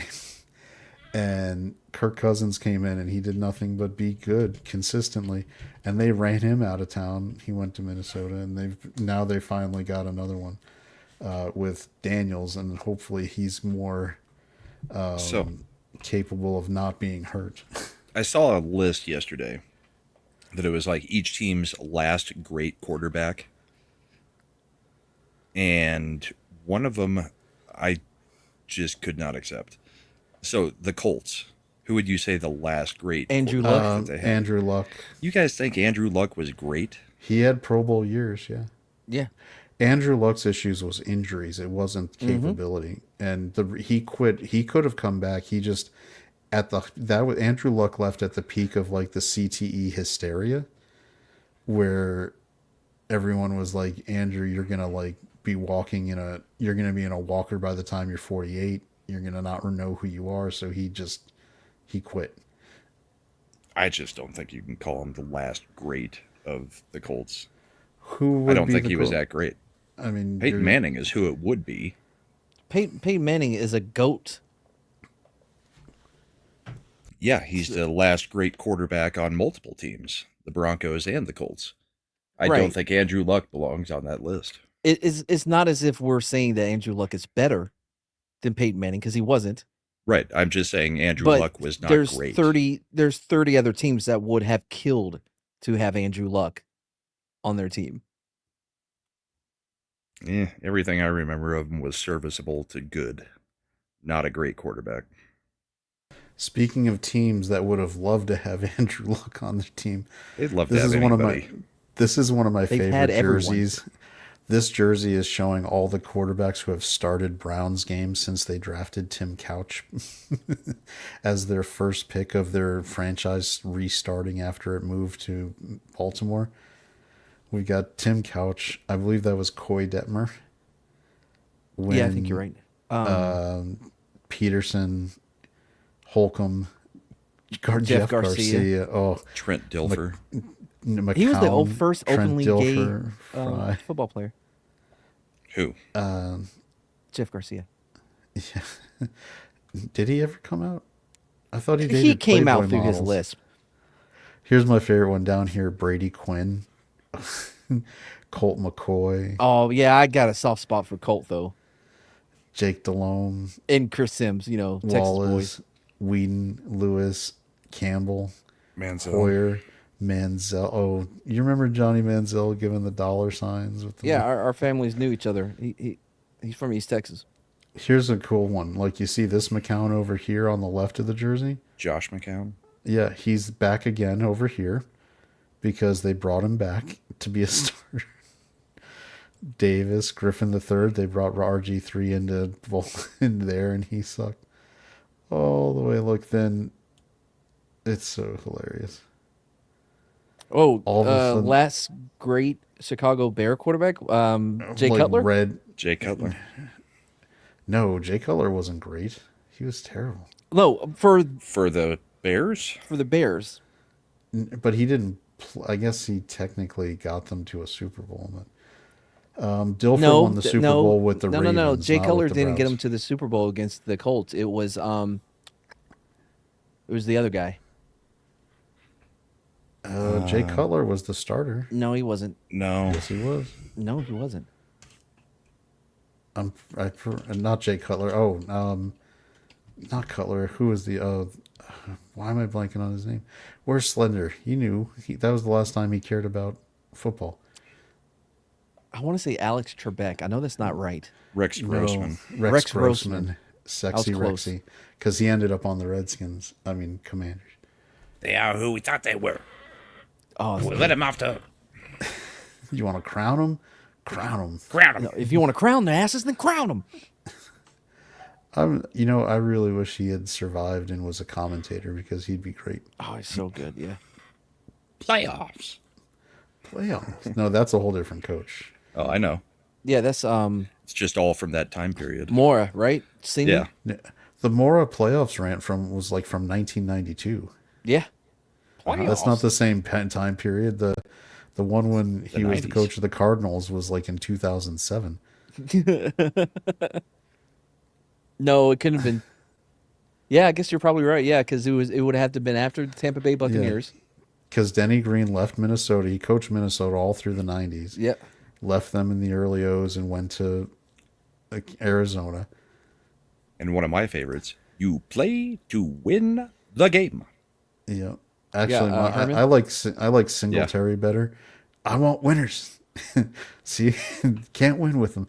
Did you ever see that one, Mad? Oh yeah, of course. Yeah, when he was talking about the tight end, Davis. Yeah. You remember the CU coach? This ain't Oh, yeah. intramurals, brother. This Oh ain't no, intramurals. you remember the OSU coach? Was he the one I'm who a got in grown trouble man. for? Come after me. Come after me. Which was the coach who got in trouble for locking people in like a closet? That would be what's his name? Texas Tech. Oh, what is his fucking name? Well, there were two at Texas Tech then because Bobby Knight was there too. Yeah. Oh man, what's the other coach's name though? Eric says Mike Gundy at OSU. Yeah, that was the. I'm a man. Mike Leach. There you go. Thanks, E. Clay. Yeah, Mike Leach. He got kicked out of NCAA after that. Which, by the way, no one's gonna care now as long as you can make money because it's gone as a pro league now. Texas Tech came out and was like, "Listen, ain't nobody coming to Lubbock." When you know what I mean? Like if we see somebody offering them 800, we're offering them $1 million. Period. That's the only way we can get people to go. It's Lubbock. Yeah, it's That's Lubbock. Direct quote. It's like going to Abilene. Yeah, Mike Leach had a Friday Night Lights cameo too. Yeah. I discovered the secret to extending the show. Yeah, he's not here to hit the button. I don't know. I guess he's gonna end up doing it. Oh, he was in the chat earlier. He said now he's bored and angry. Yeah, I guess we. No, there he angry goes. and bored. All right. He was already angry. Now he's bored. Yeah, that's all the football talk, really. I guess. And I don't know what the hell still show early. Culture is going to be producing tonight. It's on I his think he's a liar. 18th channel. Culture's show that he's producing was that bottle of bourbon that he was obviously drinking. Maybe. Shit. All right, Brahma, what do you got to promote? Well, it's Friday, so the only thing I got coming up is the bullpen on Sunday with a guy named Little Chad. Yeah, he's a dick. Maybe a mad because it's his birthday week, and he'll be capable of being on shows. Mm-hmm. If I choose to. It's my turn? Yes, it's your turn, Mad. What are you promoting? Are we So doing Tuesday, a Matapap this week? Yeah, Tuesday, Matapap. We're going to be talking about an amazing story that you're just going to have to show up and hear. He hasn't picked it yet. And don't worry, you won't hear it because we're the YouTube equivalent of Braille. You'll feel it. Feel it. Oh, I thought we were going to do the call out, but I guess no. Anyway, I didn't trust Mad to do his own thing. So I do have actually an important announcement. Friday, this coming Friday on Mad and Barber in the morning at noon, we are going. I can't be there, but we're gonna have a fill-in, an old school favorite from the old channel. A friend of the channel. Culture. No. Can I guess tell you? No, I want to keep guessing. Okay, go ahead. Slender. Nope. Of the Me. old channel. Nope. I give up. Quarter Black Garrett. He wishes. It's gonna be. It's gonna be one of the most conservative guys I know, and he is just so excited to talk about everything that's happening within Mike MAGA. Harlow. Goebbels. You know what? Fuck it. Not even gonna tell you guys. That's no fun. That's a good way to promote it by not telling everybody. Well, I tried. And we tried to guess. Now tell it's us. a super because we got it secret wrong. Promotion. Super secret. 70s, what's going on? It's our channel friend Jason Voorhees. That's good. But it's not Friday the 13th. Right. But he's Friday the usually 22nd. I'm sorry. Do you think Santa Claus does podcasts on Christmas Eve? Well, up No, until because he's midnight, busy. yeah. Right. So no, we can't always get Jason on Friday the 13th. We've been trying to get him back on the channel. He's been busy. What's he been up to? Well, that should be good. Well, mostly preventing premarital sex with teens. So the next Friday the 13th is Doing God's Valentine's work. Day weekend in February of 26. Mm. I feel He's like doing God's work. that's one that would be a good overlap if we could book him. We doing anything for your birthday Wednesday? Yeah. What? Well, Because you jumped to Friday, so. Well, I didn't look at the calendar. Yeah, I'll be doing something Wednesday. All right. Mad's birthday stream Wednesday. Maybe sometime, possibly. 70s, what do you got coming up? My Monday show will be a Aussie Black Sabbath chat. Oasis? Kiss? No, Aussie and Black Sabbath. Whitesnake. Oasis and Kiss. Well, Whitesnake are pretty good. Oasis are pish. Rush. Rush are immense. Pixies. Pixies are pretty good, actually. I'm just I like naming the random Toadies. shit. I do like the Pixies. The Toadies cover the Pixies. But we will be talking Aussie and Black Sabbath. Why did something happen? Well, ages ago, but I haven't really got around to it yet. But it's time to talk about it. And then we'll play some tunes on Rumble. Nice. Yeah. All right. What has Slender Well, got coming up? I don't know if... Oh, you know what we need to do? We need to play Nuclear Nightmare with the new map and stuff. There is a new map on it. An island one, I may right? do that for my birthday. That could be a good one. Well, I'll All look right. forward to that. Slender saying a break. Okay. So, like, maybe you send an arcade, maybe not. some things will. Sounds like he's just taking a be break. around. There you go. All right. Well, then I'm going to go ahead and say goodbye to everybody. Thanks for hanging out, and we'll see you next week. Cheerio. Later. A Machiavelli production. The stream's now behind, but there's no need to be glum. We'll return with more jests, with humor to come. So click that damn subscribe and let the good vibes thrive. For the next grand stream, we'll surely jive. Ascend and I, we've charted the street with synapses sparking, hilarity you can't believe. You brought your joy, so now you must go. But keep the party in your heart, yo. Keep the giggles, keep the banter, keep the screams to light. Until our next stream, keep the fun in sight. In this virtual voyage where streams do end, remember with Ascend and Art, we'll always fucking ascend. Oops, we forgot about Imp, he's bound to reappear. With chaos in his wake, all we can do is persevere. Are you happy now, Imp?